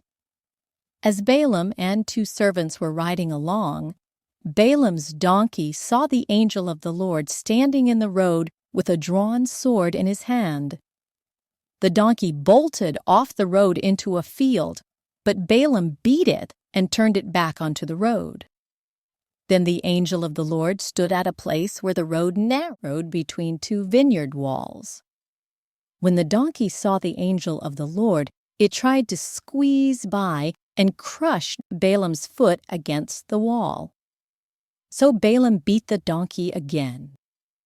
Then the angel of the Lord moved farther down the road and stood in a place too narrow for the donkey to get by at all. This time, when the donkey saw the angel, it lay down under Balaam. In a fit of rage, Balaam beat the animal again with his staff. Then the Lord gave the donkey the ability to speak. "What have I done to you that deserves your beating me 3 times?" it asked Balaam. "You have made me look like a fool," Balaam shouted. "If I had a sword with me, I would kill you." "But I am the same donkey you have ridden all your life," the donkey answered. "Have I ever done anything like this before?" "No," Balaam admitted. Then the Lord opened Balaam's eyes, and he saw the angel of the Lord standing in the roadway with a drawn sword in his hand. Balaam bowed his head and fell face down on the ground before him. "Why did you beat your donkey those 3 times?" the angel of the Lord demanded. "Look, I have come to block your way because you are stubbornly resisting me. 3 times the donkey saw me and shied away. Otherwise, I would certainly have killed you by now and spared the donkey." Then Balaam confessed to the angel of the Lord, "I have sinned. I didn't realize you were standing in the road to block my way. I will return home if you are against my going."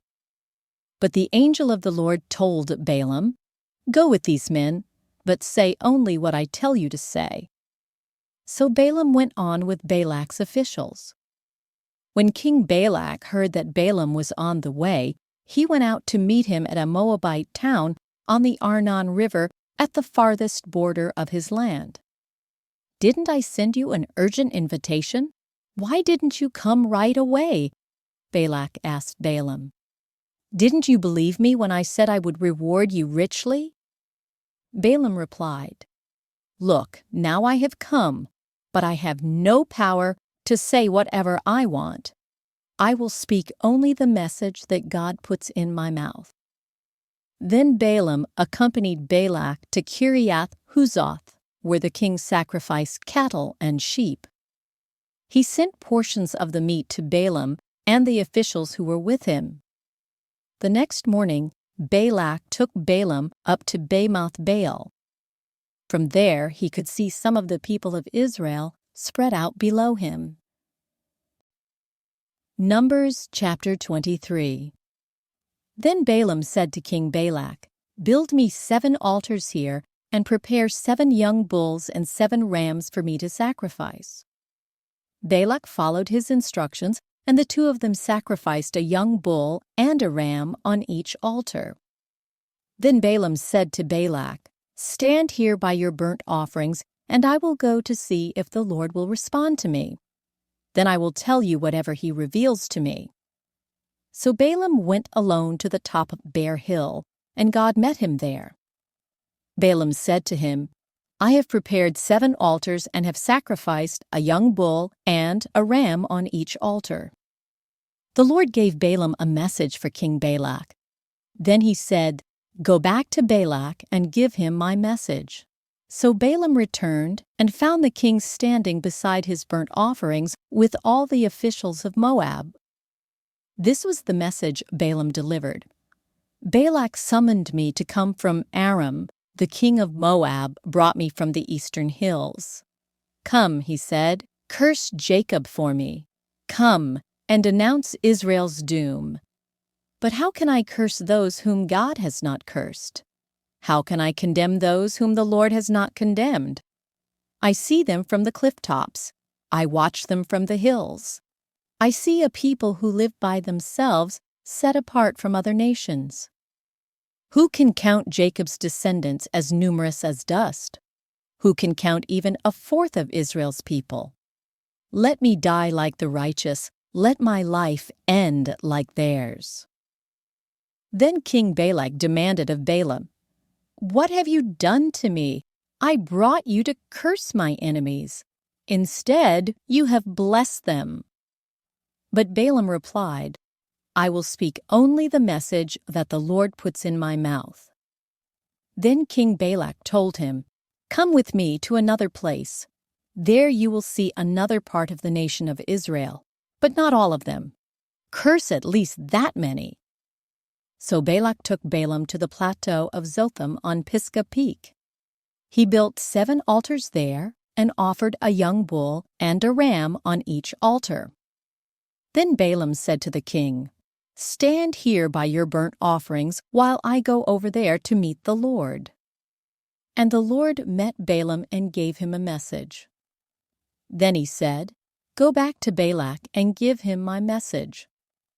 So Balaam returned and found the king standing beside his burnt offerings with all the officials of Moab. "What did the Lord say?" Balak asked eagerly. This was the message Balaam delivered.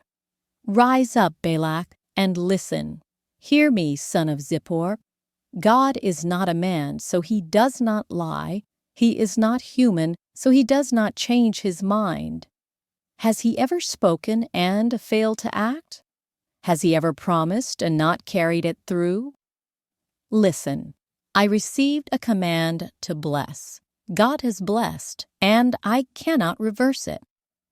No misfortune is in his plan for Jacob. No trouble is in store for Israel. For the Lord their God is with them. He has been proclaimed their king. God brought them out of Egypt. For them he is as strong as a wild ox. No curse can touch Jacob. No magic has any power against Israel. For now it will be said of Jacob, what wonders God has done for Israel.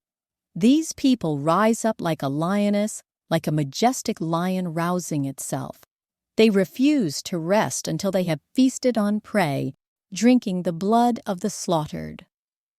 Then Balak said to Balaam, Fine, but if you won't curse them, at least don't bless them. But Balaam replied to Balak, Didn't I tell you that I can do only what the Lord tells me? Then King Balak said to Balaam, Come, I will take you to one more place. Perhaps it will please God to let you curse them from there. So Balak took Balaam to the top of Mount Peor, overlooking the wasteland. Balaam again told Balak, Build me 7 altars, and prepare 7 young bulls and 7 rams for me to sacrifice. So Balak did as Balaam ordered, and offered a young bull and a ram on each altar. Numbers chapter 24. By now, Balaam realized that the Lord was determined to bless Israel, so he did not resort to divination as before. Instead, he turned and looked out toward the wilderness, where he saw the people of Israel camped, tribe by tribe. Then the Spirit of God came upon him, and this is the message he delivered. This is the message of Balaam, son of Beor, the message of the man whose eyes see clearly, the message of one who hears the words of God, who sees a vision from the Almighty, who bows down with eyes wide open. How beautiful are your tents, O Jacob! How lovely are your homes, O Israel! They spread before me like palm groves, like gardens by the riverside. They are like tall trees planted by the Lord, like cedars beside the waters. Water will flow from their buckets. Their offspring have all they need. Their king will be greater than Agag. Their kingdom will be exalted. God brought them out of Egypt. For them he is as strong as a wild ox. He devours all the nations that oppose him, breaking their bones in pieces, shooting them with arrows. Like a lion, Israel crouches and lies down. Like a lioness, who dares to arouse her? Blessed is everyone who blesses you, O Israel, and cursed is everyone who curses you. King Balak flew into a rage against Balaam. He angrily clapped his hands and shouted, I called you to curse my enemies. Instead, you have blessed them 3 times. Now get out of here. Go back home. I promised to reward you richly, but the Lord has kept you from your reward. Balaam told Balak, Don't you remember what I told your messengers? I said, even if Balak were to give me his palace filled with silver and gold, I would be powerless to do anything against the will of the Lord. I told you that I could say only what the Lord says.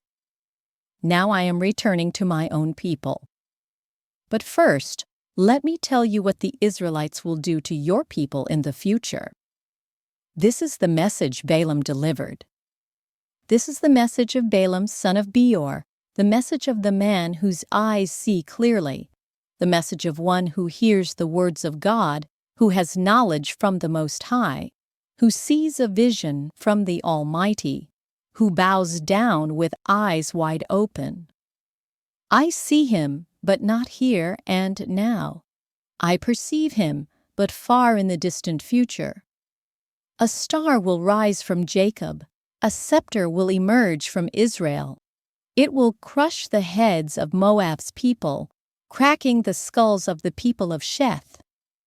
Edom will be taken over, and Seir, its enemy, will be conquered, while Israel marches on in triumph. A ruler will rise in Jacob who will destroy the survivors of Ur. Then Balaam looked over toward the people of Amalek and delivered this message. Amalek was the greatest of nations, but its destiny is destruction. Then he looked over toward the Kenites and delivered this message.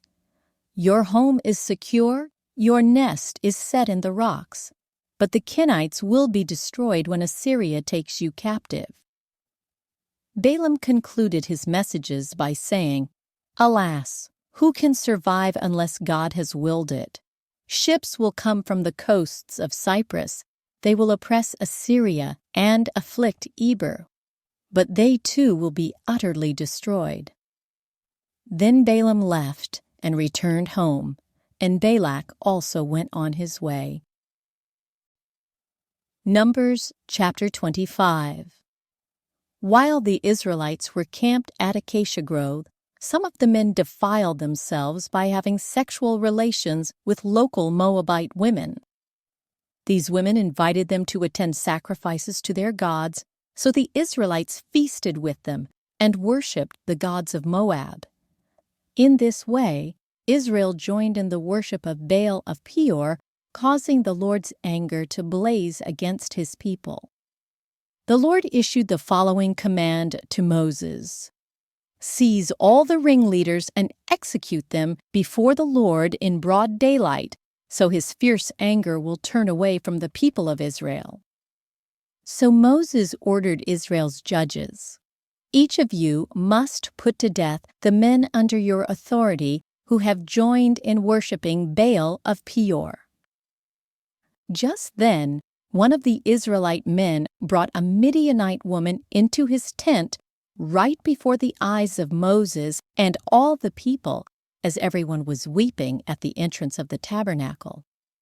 When Phinehas, son of Eleazar and grandson of Aaron the priest, saw this, he jumped up and left the assembly. He took a spear and rushed after the man into his tent.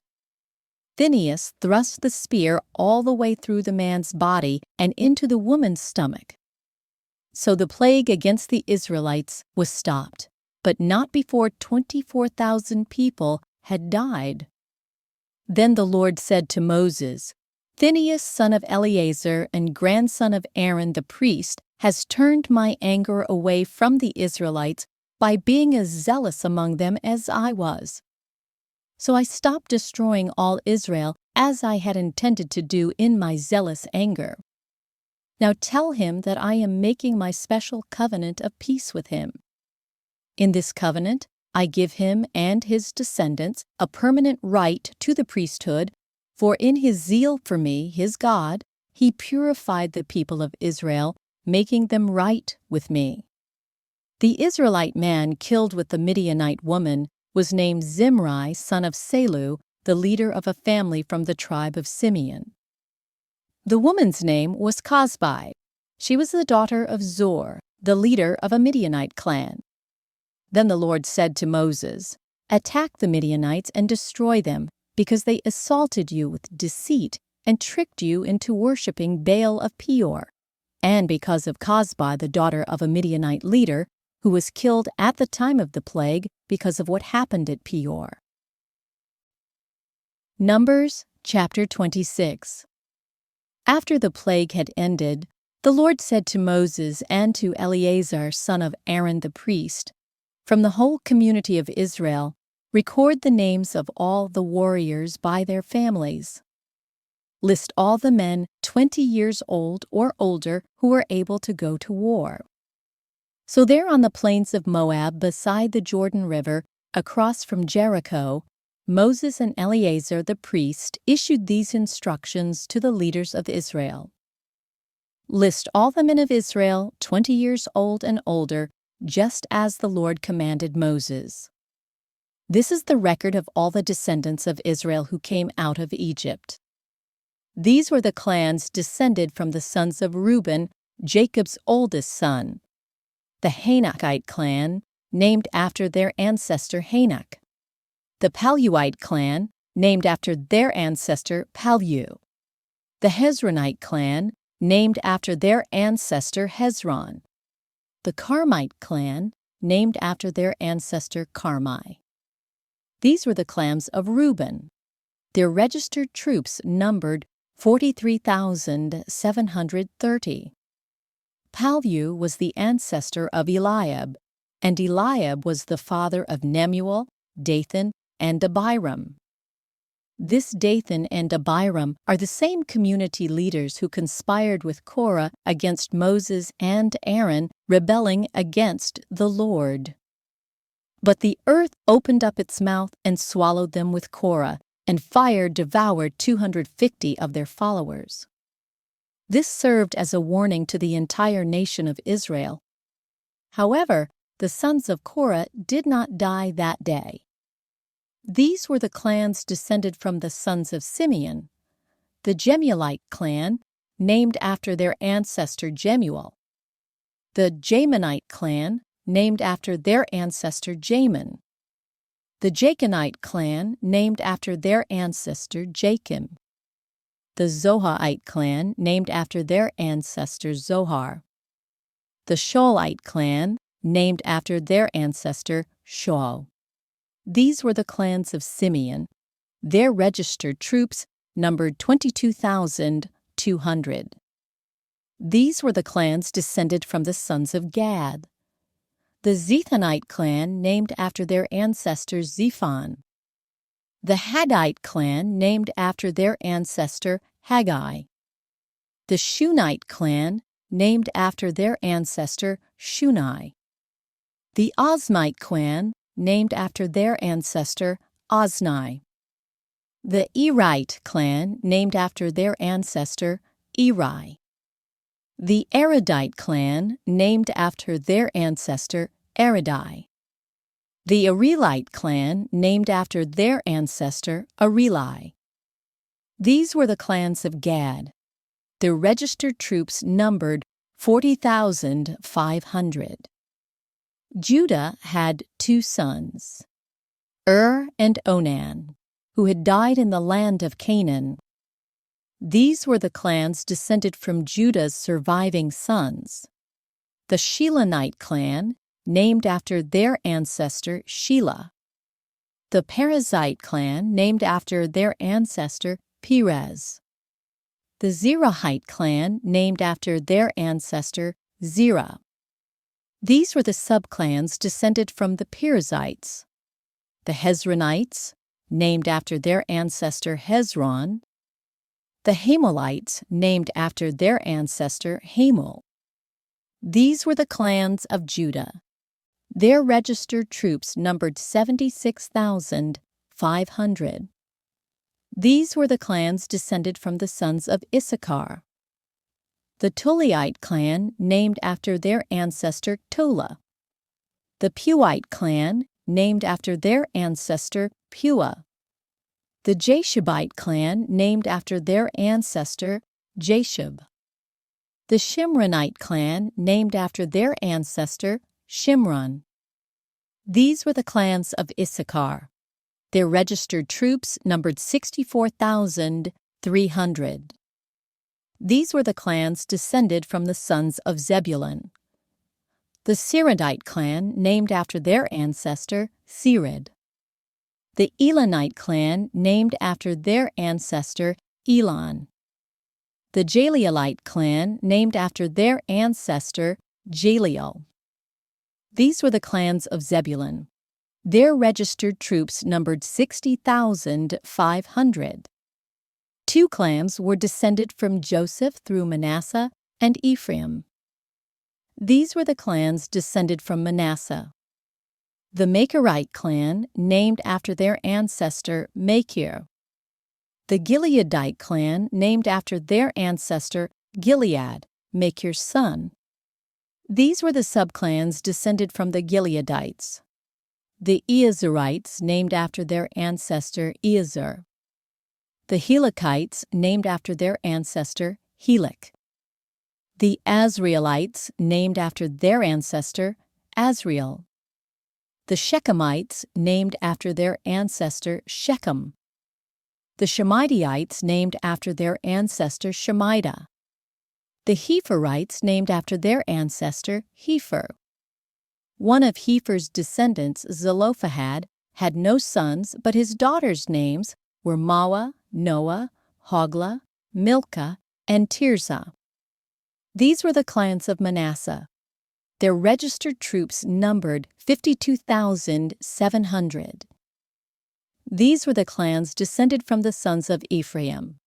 The Shuthelahite clan, named after their ancestor Shuthelah. The Becherite clan, named after their ancestor Becher. The Tahanite clan, named after their ancestor Tahan. This was the subclan descended from the Shuthelahites. The Aaronites, named after their ancestor Aaron. These were the clans of Ephraim. Their registered troops numbered 32,500. These clans of Manasseh and Ephraim were all descendants of Joseph. These were the clans descended from the sons of Benjamin. The Belaite clan, named after their ancestor Bela. The Ashbelite clan, named after their ancestor Ashbel. The Ahiramite clan, named after their ancestor Ahiram. The Shuphamite clan, named after their ancestor Shupham. The Huphamite clan, named after their ancestor Hupham. These were the subclans descended from the Belaites. The Ardites, named after their ancestor Ard. The Naamites, named after their ancestor Naaman. These were the clans of Benjamin. Their registered troops numbered 45,600. These were the clans descended from the sons of Dan. The Shuhamite clan, named after their ancestor Shuham. These were the Shuhamite clans of Dan. Their registered troops numbered 64,400. These were the clans descended from the sons of Asher. The Imnite clan, named after their ancestor Imnah. The Ishvite clan, named after their ancestor Ishvi. The Beriite clan, named after their ancestor Beriat. These were the subclans descended from the Beriites. The Heberites, named after their ancestor Heber. The Malchielites, named after their ancestor Malchiel. Asher also had a daughter named Serah. These were the clans of Asher. Their registered troops numbered 53,400. These were the clans descended from the sons of Naphtali. The Jazielite clan, named after their ancestor Jaziel. The Gunite clan, named after their ancestor Guni. The Jezerite clan, named after their ancestor Jezer. The Shilamite clan, named after their ancestor Shillam. These are the clans of Naphtali. Their registered troops numbered 45,400. In summary, the registered troops of all Israel numbered 601,730. Then the Lord said to Moses, "Divide the land among the tribes and distribute the grants of land in proportion to the tribes' populations as indicated by the number of names on the list. Give the larger tribes more land and the smaller tribes less land, each group receiving a grant in proportion to the size of its population. But you must assign the land by lot and give land to each ancestral tribe according to the number of names on the list. Each grant of land must be assigned by lot among the larger and smaller tribal groups." This is the record of the Levites who were counted according to their clans. The Gershonite clan, named after their ancestor Gershon. The Kohathite clan, named after their ancestor Kohath. The Merarite clan, named after their ancestor Merari. The Libnites, the Hebronites, the Mawites, the Mushites, and the Korahites were all subclans of the Levites. Now Kohath was the ancestor of Amram, and Amram's wife was named Jochebed. She also was a descendant of Levi, born among the Levites in the land of Egypt. Amram and Jochebed became the parents of Aaron, Moses, and their sister Miriam. To Aaron were born Nadab, Abihu, Eleazar, and Ithamar. But Nadab and Abihu died when they burned before the Lord the wrong kind of fire, different than he had commanded. The name from the Levite clans who were 1 month old or older numbered 23,000. But the Levites were not included in the registration of the rest of the people of Israel because they were not given an allotment of land when it was divided among the Israelites. So these are the results of the registration of the people of Israel as conducted by Moses and Eleazar the priest on the plains of Moab beside the Jordan River across from Jericho. Not one person on this list had been among those listed in the previous registration taken by Moses and Aaron in the wilderness of Sinai. For the Lord had said of them, "They will all die in the wilderness." Not one of them survived except Caleb son of Jephunneh and Joshua son of Nun. Numbers chapter 27. One day a petition was presented by the daughters of Zelophehad, Mawah, Noah, Hoglah, Milcah, and Tirzah. Their father, Zelophehad, was a descendant of Hepher, son of Gilead, son of Machir, son of Manasseh, son of Joseph. These women stood before Moses, Eleazar the priest, the tribal leaders, and the entire community at the entrance of the tabernacle. "Our father died in the wilderness," they said. "He was not among Korah's followers who rebelled against the Lord. He died because of his own sin, but he had no sons. Why should the name of our father disappear from his clan just because he had no sons? Give us property along with the rest of our relatives." So Moses brought their case before the Lord, and the Lord replied to Moses, "The claim of the daughters of Zelophehad is legitimate. You must give them a grant of land along with their father's relatives. Assign them the property that would have been given to their father. And give the following instructions to the people of Israel. If a man dies and has no son, then give his inheritance to his daughters. And if he has no daughter either, transfer his inheritance to his brothers. If he has no brothers, give his inheritance to his father's brothers. But if his father has no brothers, give his inheritance to the nearest relative in his clan. This is a legal requirement for the people of Israel, just as the Lord commanded Moses."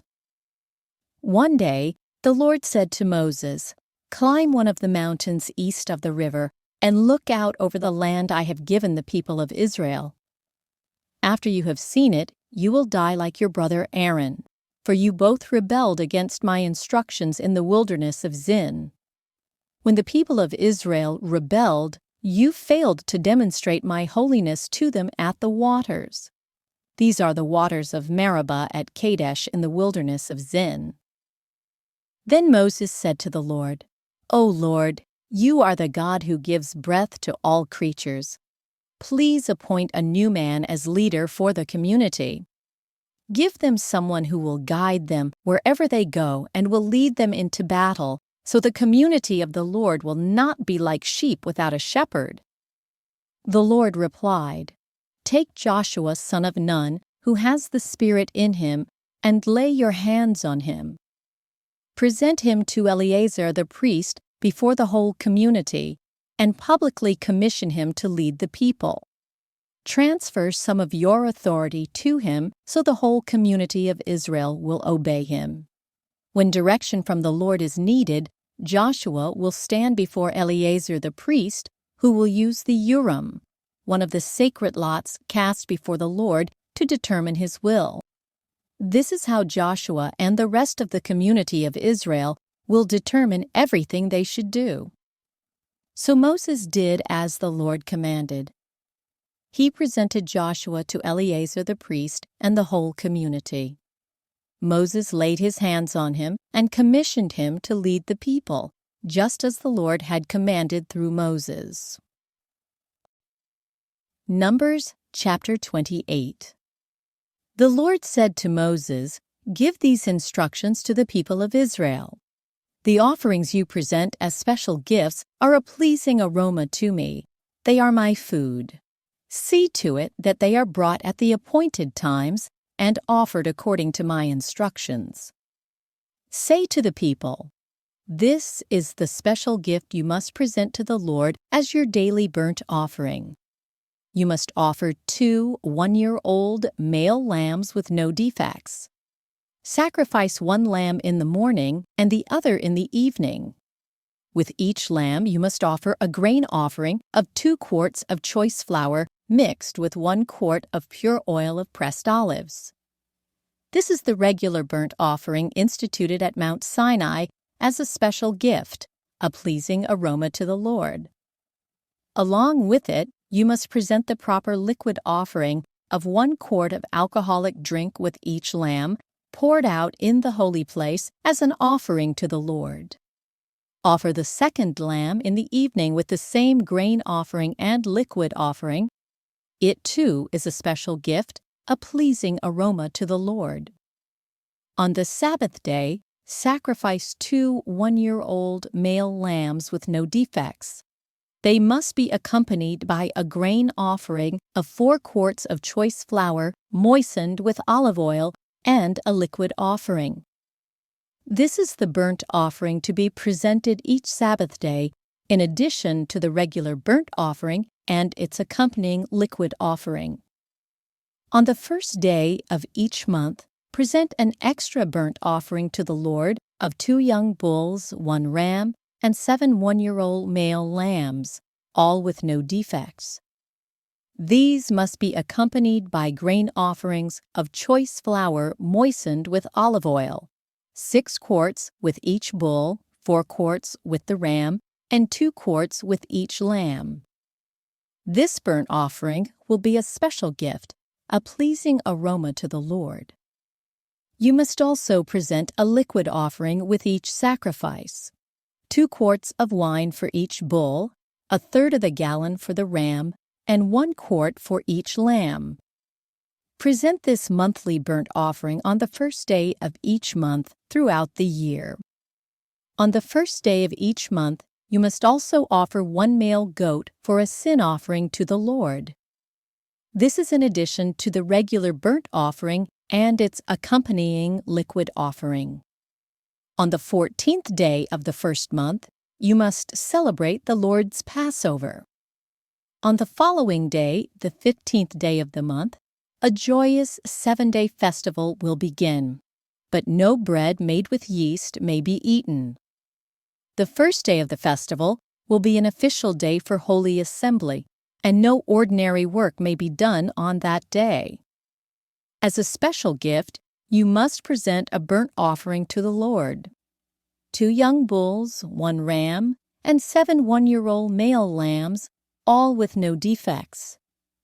These will be accompanied by grain offerings of choice flour moistened with olive oil, 6 quarts with each bull, 4 quarts with the ram, and 2 quarts with each of the 7 lambs. You must also offer a male goat as a sin offering to purify yourselves and make yourselves right with the Lord. Present these offerings in addition to your regular morning burnt offering. On each of the 7 days of the festival, this is how you must prepare the food offering that is presented as a special gift, a pleasing aroma to the Lord. These will be offered in addition to the regular burnt offerings and liquid offerings. The 7th day of the festival will be another official day for Holy Assembly, and no ordinary work may be done on that day. At the Festival of Harvest, when you present the first of your new grain to the Lord, you must call an official day for Holy Assembly, and you may do no ordinary work on that day. Present a special burnt offering on that day as a pleasing aroma to the Lord. It will consist of 2 young bulls, 1 ram, and 7 one-year-old male lambs. These will be accompanied by grain offerings of choice flour moistened with olive oil, 6 quarts with each bull, 4 quarts with the ram, and 2 quarts with each of the 7 lambs. Also, offer 1 male goat to purify yourselves and make yourselves right with the Lord.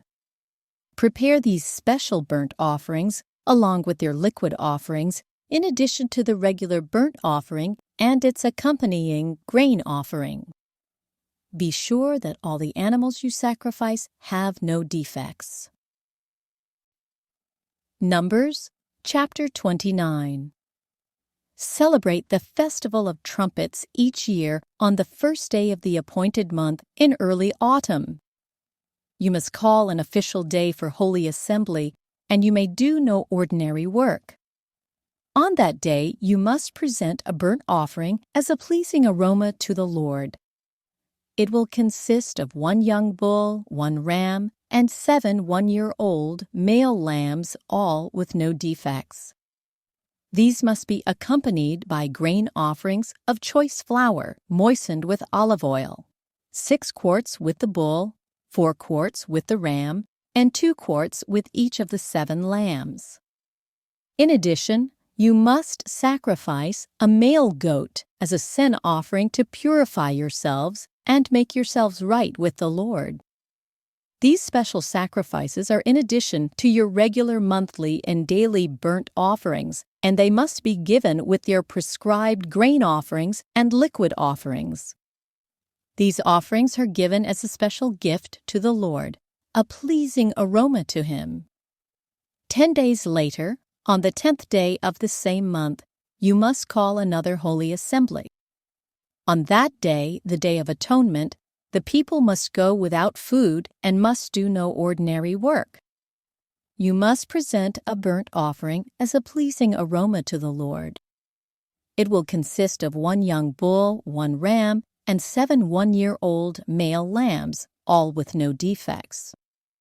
These offerings must be accompanied by the prescribed grain offerings of choice flour moistened with olive oil, 6 quarts of choice flour with the bull, 4 quarts of choice flour with the ram, and 2 quarts of choice flour with each of the 7 lambs.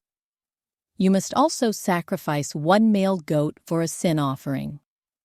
This is in addition to the sin offering of atonement and the regular daily burnt offering with its grain offering and their accompanying liquid offerings. 5 days later, on the 15th day of the same month, you must call another holy assembly of all the people, and you may do no ordinary work on that day. It is the beginning of the Festival of Shelters, a 7-day festival to the Lord. On the first day of the festival, you must present a burnt offering as a special gift, a pleasing aroma to the Lord. It will consist of 13 young bulls, 2 rams, and 14 one-year-old male lambs, all with no defects. Each of these offerings must be accompanied by a grain offering of choice flour moistened with olive oil, 6 quarts for each of the 13 bulls, 4 quarts for each of the 2 rams, and 2 quarts for each of the 14 lambs. You must also sacrifice a male goat as a sin offering in addition to the regular burnt offering with its accompanying grain offering and liquid offering. On the 2nd day of the 7-day festival, sacrifice 12 young bulls, 2 rams, and 14 one-year-old male lambs, all with no defects. Each of these offerings of bulls, rams, and lambs must be accompanied by its prescribed grain offering and liquid offering. You must also sacrifice a male goat as a sin offering, in addition to the regular burnt offering with its accompanying grain offering and liquid offering. On the 3rd day of the festival, sacrifice 11 young bulls, 2 rams, and 14 one-year-old male lambs, all with no defects. Each of these offerings of bulls, rams, and lambs must be accompanied by its prescribed grain offering and liquid offering. You must also sacrifice a male goat as a sin offering, in addition to the regular burnt offering with its accompanying grain offering and liquid offering. On the 4th day of the festival, sacrifice 10 young bulls, 2 rams, and 14 one-year-old male lambs, all with no defects. Each of these offerings of bulls, rams, and lambs must be accompanied by its prescribed grain offering and liquid offering. You must also sacrifice a male goat as a sin offering, in addition to the regular burnt offering with its accompanying grain offering and liquid offering. On the 5th day of the festival, sacrifice 9 young bulls, 2 rams, and 14 one-year-old male lambs, all with no defects. Each of these offerings of bulls, rams, and lambs must be accompanied by its prescribed grain offering and liquid offering. You must also sacrifice a male goat as a sin offering, in addition to the regular burnt offering with its accompanying grain offering and liquid offering. On the 6th day of the festival, sacrifice 8 young bulls, 2 rams, and 14 one-year-old male lambs, all with no defects. Each of these offerings of bulls, rams, and lambs must be accompanied by its prescribed grain offering and liquid offering. You must also sacrifice a male goat as a sin offering, in addition to the regular burnt offering with its accompanying grain offering and liquid offering. On the 7th day of the festival, sacrifice 7 young bulls, 2 rams, and 14 one-year-old male lambs, all with no defects. Each of these offerings of bulls, rams, and lambs must be accompanied by its prescribed grain offering and liquid offering. You must also sacrifice 1 male goat as a sin offering, in addition to the regular burnt offering with its accompanying grain offering and the liquid offering. On the 8th day of the festival, proclaim another holy day. You must do no ordinary work on that day. You must present a burnt offering as a special gift, a pleasing aroma to the Lord. It will consist of 1 young bull, 1 ram, and 7 one-year-old male lambs, all with no defects. Each of these offerings must be accompanied by its prescribed grain offering and liquid offering.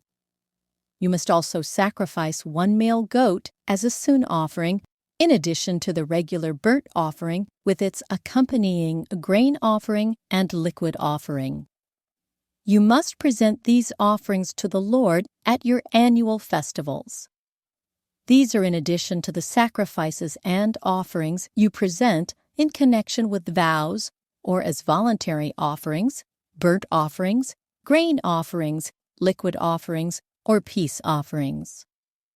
So Moses gave all of these instructions to the people of Israel as the Lord had commanded him. Numbers chapter 30. Then Moses summoned the leaders of the tribes of Israel and told them, "This is what the Lord has commanded.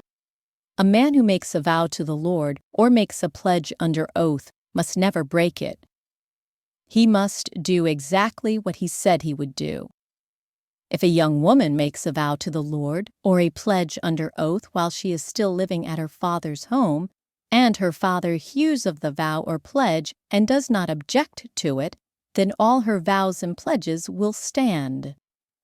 But if her father refuses to let her fulfill the vow or pledge on the day he hears of it, then all her vows and pledges will become invalid. The Lord will forgive her because her father would not let her fulfill them." Now suppose a young woman makes a vow or binds herself with an impulsive pledge and later marries. If her husband learns of her vow or pledge and does not object on the day he hears of it, her vows and pledges will stand.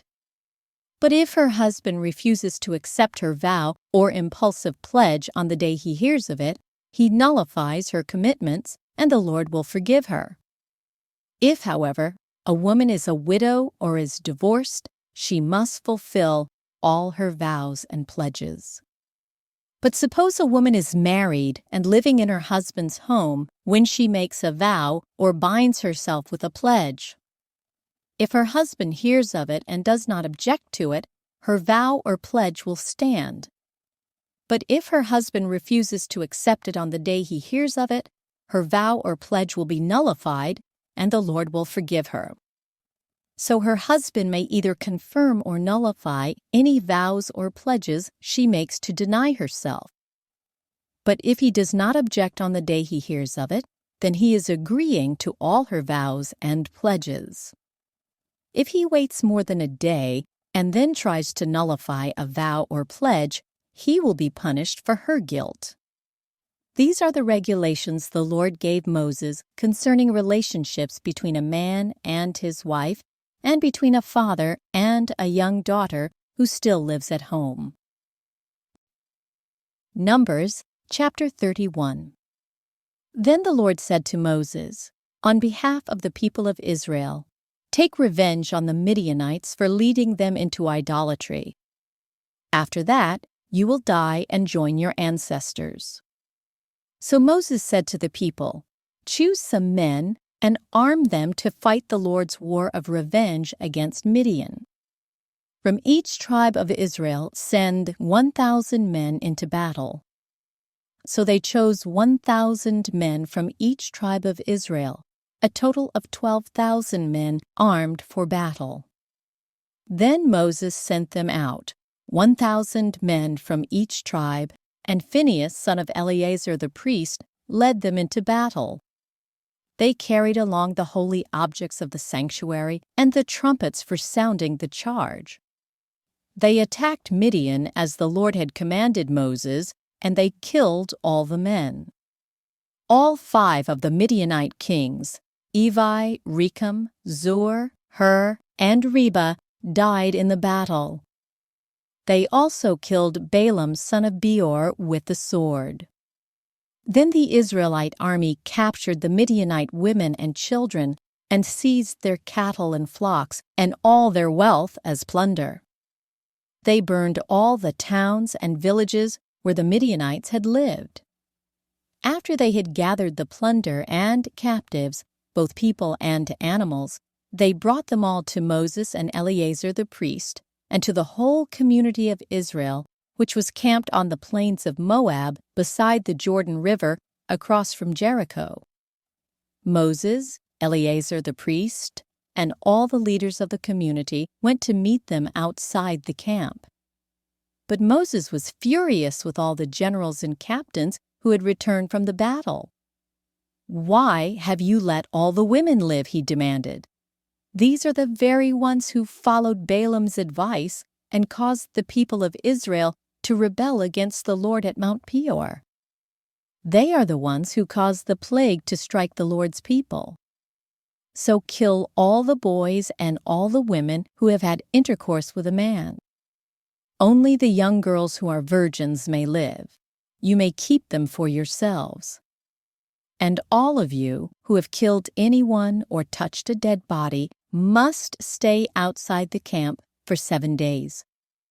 You must purify yourselves and your captives on the 3rd and 7th days. Purify all your clothing too, and everything made of leather, goat hair, or wood." Then Eleazar the priest said to the men who were in the battle, "The Lord has given Moses this legal requirement. Anything made of gold, silver, bronze, iron, tin, or lead, that is, all metals that do not burn, must be passed through fire in order to be made ceremonially pure. These metal objects must then be further purified with the water of purification. But everything that burns must be purified by the water alone. On the 7th day, you must wash your clothes and be purified. Then you may return to the camp." And the Lord said to Moses, "You and Eleazar the priest and the family leaders of each tribe are to make a list of all the plunder taken in the battle, including the people and animals. Then divide the plunder into 2 parts and give half to the men who fought the battle and half to the rest of the people. From the army's portion, first give the Lord his share of the plunder, 1 of every 500 of the prisoners, and of the cattle, donkeys, sheep, and goats. Give this share of the army's half to Eleazar the priest as an offering to the Lord. From the half that belongs to the people of Israel, take 1 of every 50 of the prisoners and of the cattle, donkeys, sheep, goats, and other animals. Give this share to the Levites, who are in charge of maintaining the Lord's tabernacle. So Moses and Eleazar the priest did as the Lord commanded Moses.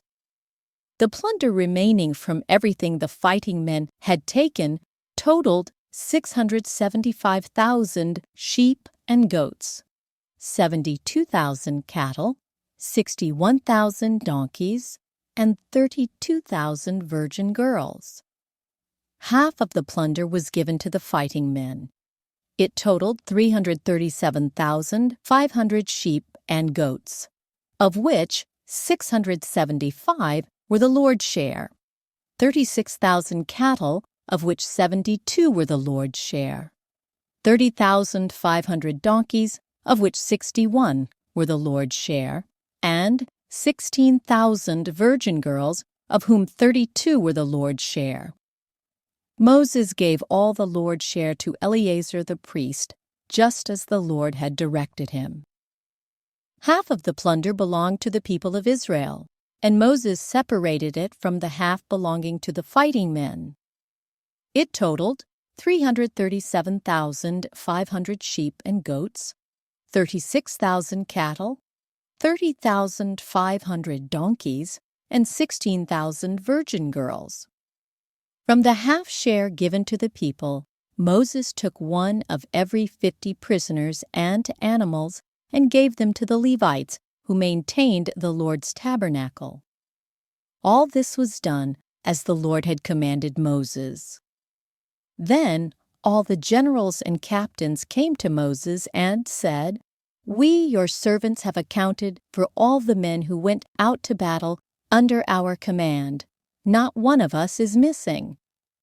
So we are presenting the items of gold we captured as an offering to the Lord from our share of the plunder: armbands, bracelets, rings, earrings, and necklaces.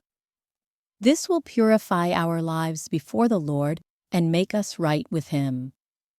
So Moses and Eleazar the priest received the gold from all the military commanders, all kinds of jewelry and crafted objects. In all, the gold that the generals and captains presented as a gift to the Lord weighed about 420 pounds. All the fighting men had taken some of the plunder for themselves. So Moses and Eleazar the priest accepted the gifts from the generals and captains and brought the gold to the tabernacle as a reminder to the Lord that the people of Israel belonged to Him. Numbers chapter 32. The tribes of Reuben and Gad owned vast numbers of livestock. So when they saw that the lands of Jazer and Gilead were ideally suited for their flocks and herds, they came to Moses, Eleazar the priest, and the other leaders of the community.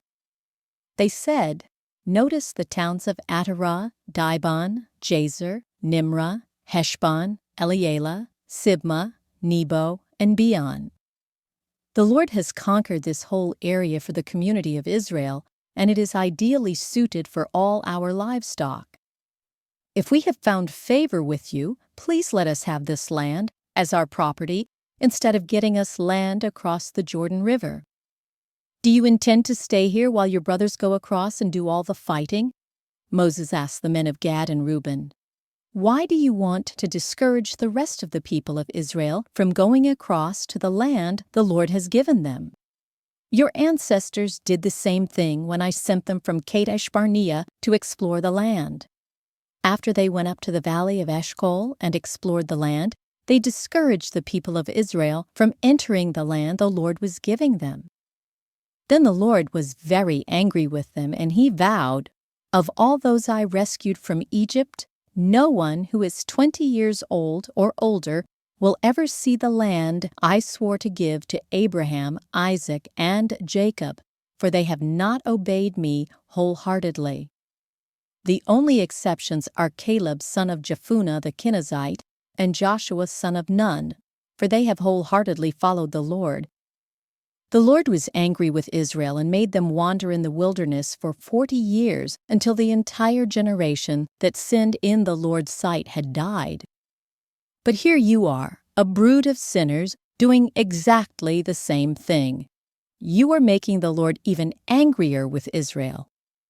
If you turn away from him like this and he abandons them again in the wilderness, you will be responsible for destroying this entire nation. But they approached Moses and said, "We simply want to build pens for our livestock and fortified towns for our wives and children.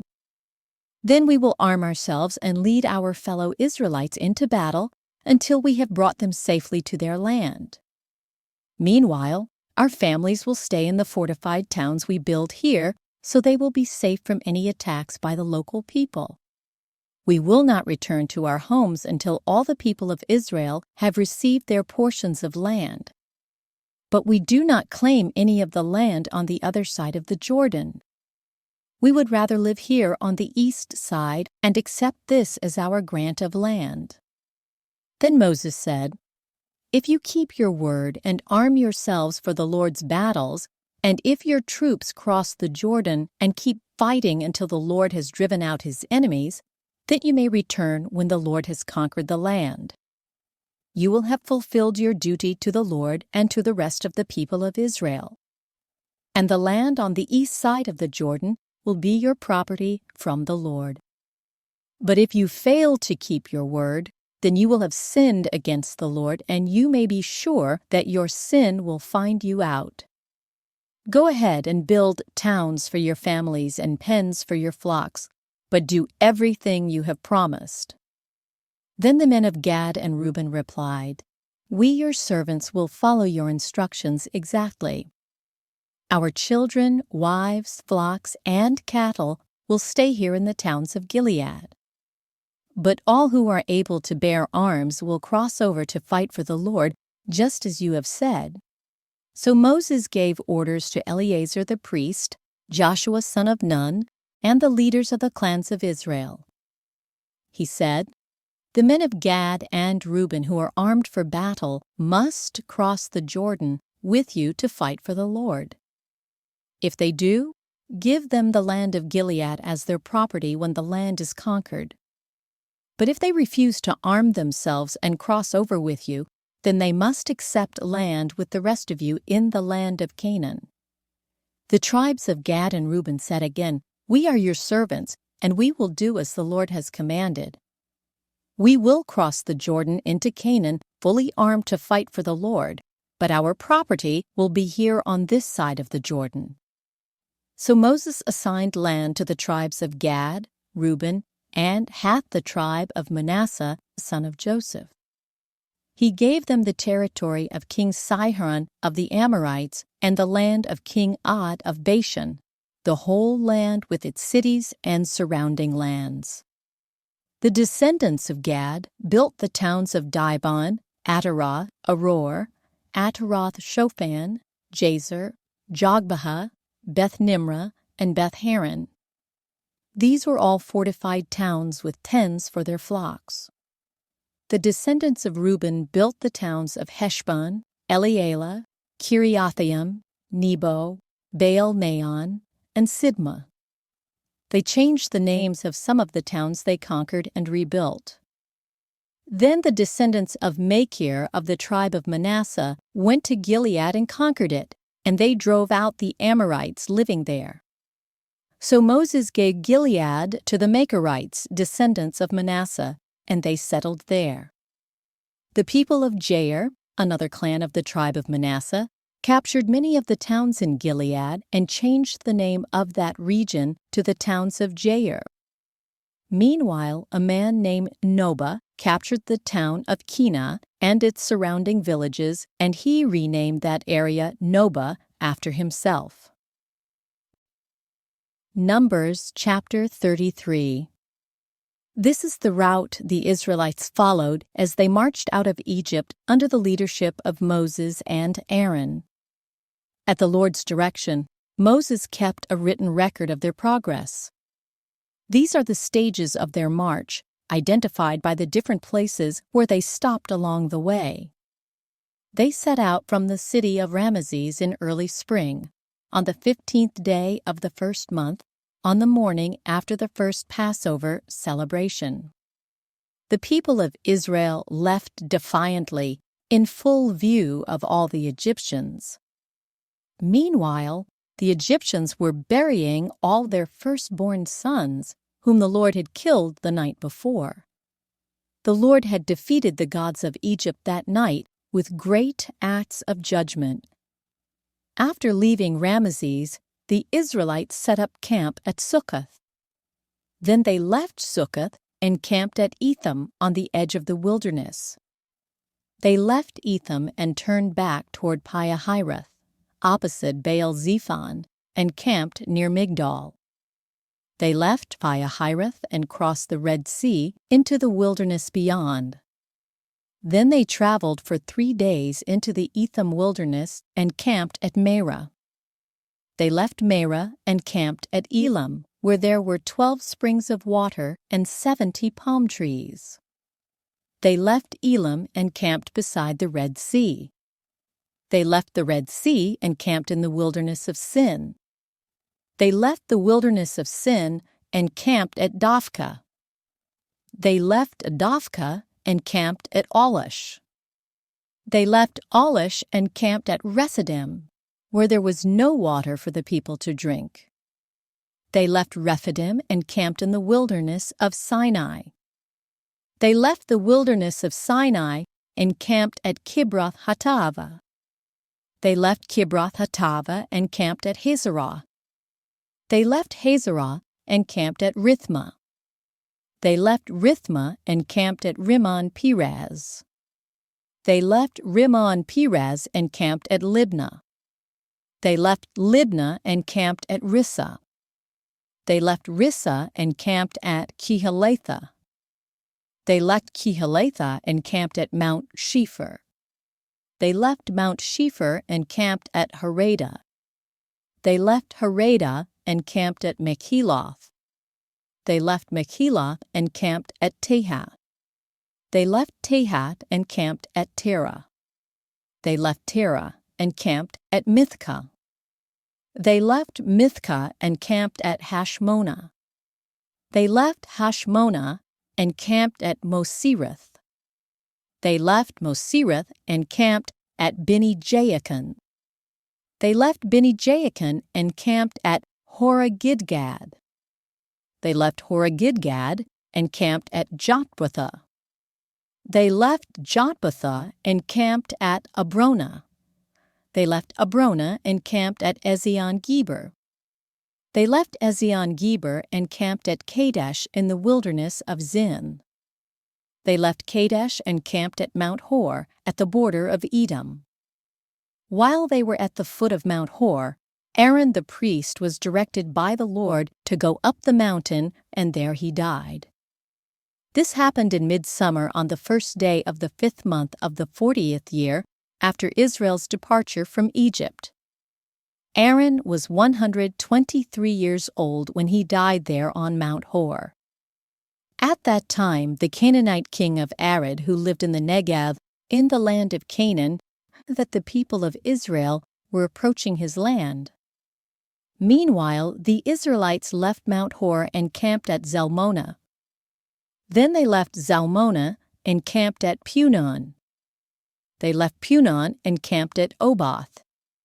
They left Oboth and camped at Ai-Abarim on the border of Moab. They left Ai-Abarim and camped at Dibon-Gad. They left Dibon-Gad and camped at Almon-Diblathaim. They left Almon-Diblathaim and camped in the mountains east of the river near Mount Nebo. They left the mountains east of the river and camped on the plains of Moab beside the Jordan River across from Jericho. Along the Jordan River, they camped from Beth Jeshimah as far as the meadows of Acacia on the plains of Moab. While they were camped near the Jordan River on the plains of Moab opposite Jericho, the Lord said to Moses, "Give the following instructions to the people of Israel. When you cross the Jordan River into the land of Canaan, you must drive out all the people living there. You must destroy all their carved and molten images and demolish all their pagan shrines. Take possession of the land and settle in it, because I have given it to you to occupy. You must distribute the land among the clans by sacred lot and in proportion to their size. A larger portion of land will be allotted to each of the larger clans, and a smaller portion will be allotted to each of the smaller clans. The decision of the sacred lot is final. In this way, the portions of land will be divided among your ancestral tribes. But if you fail to drive out the people who live in the land, those who remain will be like splinters in your eyes and thorns in your sides. They will harass you in the land where you live, and I will do to you what I had planned to do to them." Numbers chapter 34. Then the Lord said to Moses, "Give these instructions to the Israelites. When you come into the land of Canaan, which I am giving you as your special possession, these will be the boundaries. The southern portion of your country will extend from the wilderness of Zin along the edge of Edom. The southern boundary will begin on the east at the Dead Sea. It will then run south past Scorpion Pass in the direction of Zin. Its southernmost point will be Kadesh Barnea, from which it will go to Hazer Adar and on to Asmon. From Asmon, the boundary will turn toward the brook of Egypt and end at the Mediterranean Sea. Your western boundary will be the coastline of the Mediterranean Sea. Your northern boundary will begin at the Mediterranean Sea and run east to Mount Hor, then to Lebo Hamath, and on through Zedad and Ziphron to Hazer Enan. This will be your northern boundary. The eastern boundary will start at Hazer Enan and run south to Shepham, then down to Riblah on the east side of Ain. From there, the boundary will run down along the eastern edge of the Sea of Galilee, and then along the Jordan River to the Dead Sea. These are the boundaries of your land. Then Moses told the Israelites, "This territory is the homeland you are to divide among yourselves by sacred lot. The Lord has commanded that the land be divided among the 9.5 remaining tribes. The families of the tribes of Reuben, Gad, and half the tribe of Manasseh have already received their grants of land on the east side of the Jordan River, across from Jericho toward the sunrise." And the Lord said to Moses, "Eleazar the priest and Joshua son of Nun are the men designated to divide the grants of land among the people. Enlist one leader from each tribe to help them with the task." These are the tribes and the names of the leaders: Judah, Caleb son of Jephunneh; Simeon, Shemuel son of Ammihud; Benjamin, Elidad son of Kislorn; Dan, Buckai son of Joglai; Manasseh son of Joseph; Haniel son of Ephod; Ephraim son of Joseph; Kemuel son of Shiktan; Zebulun, Elizaphan son of Pernak; Issachar, Paltiel son of Azan; Asher, Ahihud son of Shalomai; Naphtali, Pedahel son of Ammihud. These are the men the Lord has appointed to divide the grants of land in Canaan among the Israelites. Numbers chapter 35. While Israel was camped beside the Jordan on the plains of Moab, across from Jericho, the Lord said to Moses, "Command the people of Israel to give to the Levites from their property certain towns to live in, along with the surrounding pasture lands." These towns will be for the Levites to live in, and the surrounding lands will provide pasture for their cattle, flocks, and other livestock.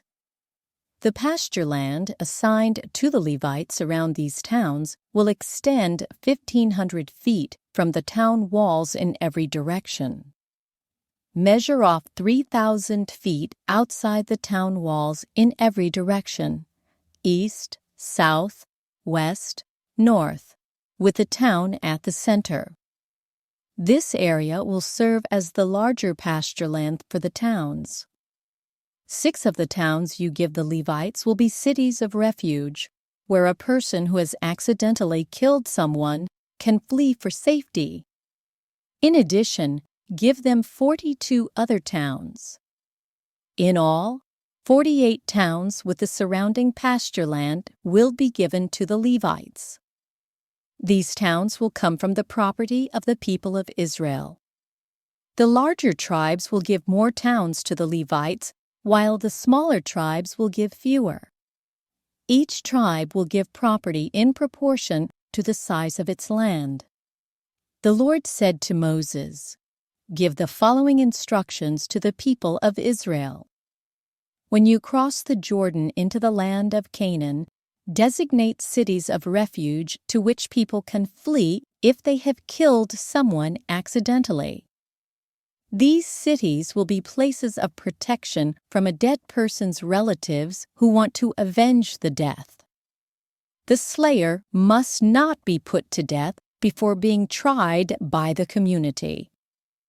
Designate 6 cities of refuge for yourselves, 3 on the east side of the Jordan River and 3 on the west in the land of Canaan. These cities are for the protection of Israelites, foreigners living among you, and traveling merchants. Anyone who accidentally kills someone may flee there for safety. But if someone strikes and kills another person with a piece of iron, it is murder, and the murderer must be executed. Or, if someone with a stone in his hand strikes and kills another person, it is murder, and the murderer must be put to death. Or, if someone strikes and kills another person with a wooden object, it is murder, and the murderer must be put to death. The victim's nearest relative is responsible for putting the murderer to death. When they meet, the avenger must put the murderer to death. So if someone hates another person and waits in ambush, then pushes him or throws something at him and he dies, it is murder. Or, if someone hates another person and hits him with a fist and he dies, it is murder. In such cases, the avenger must put the murderer to death when they meet.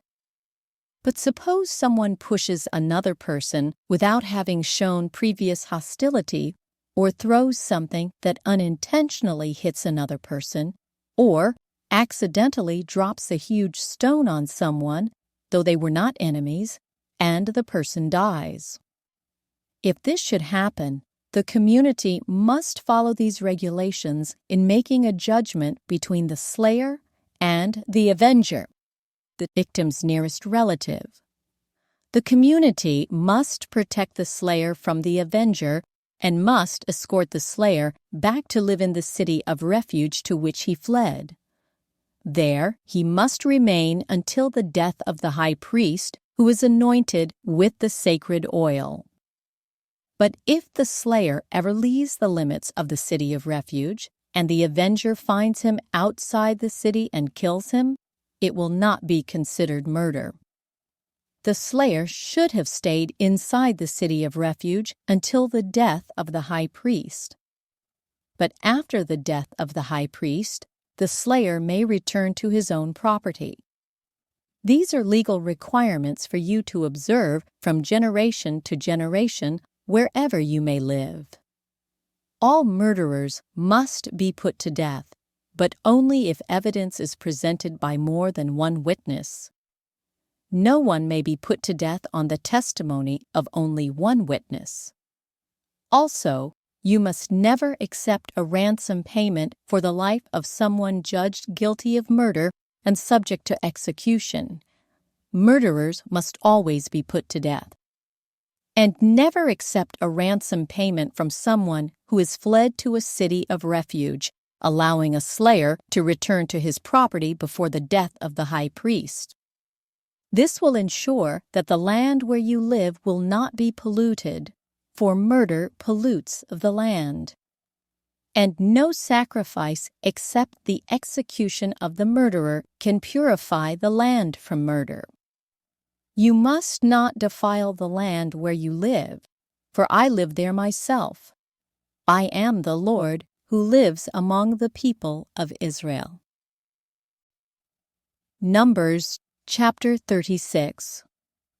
Then the heads of the clans of Gilead, descendants of Machir, son of Manasseh, son of Joseph, came to Moses and the family leaders of Israel with a petition. They said, "Sir, the Lord instructed you to divide the land by sacred lot among the people of Israel. You were told by the Lord to give the grant of land owned by our brother Zelophehad to his daughters. But if they marry men from another tribe, their grants of land will go with them to the tribe into which they marry. In this way, the total area of our tribal land will be reduced. Then, when the year of Jubilee comes, their portion of land will be added to that of the new tribe, causing it to be lost forever to our ancestral tribe."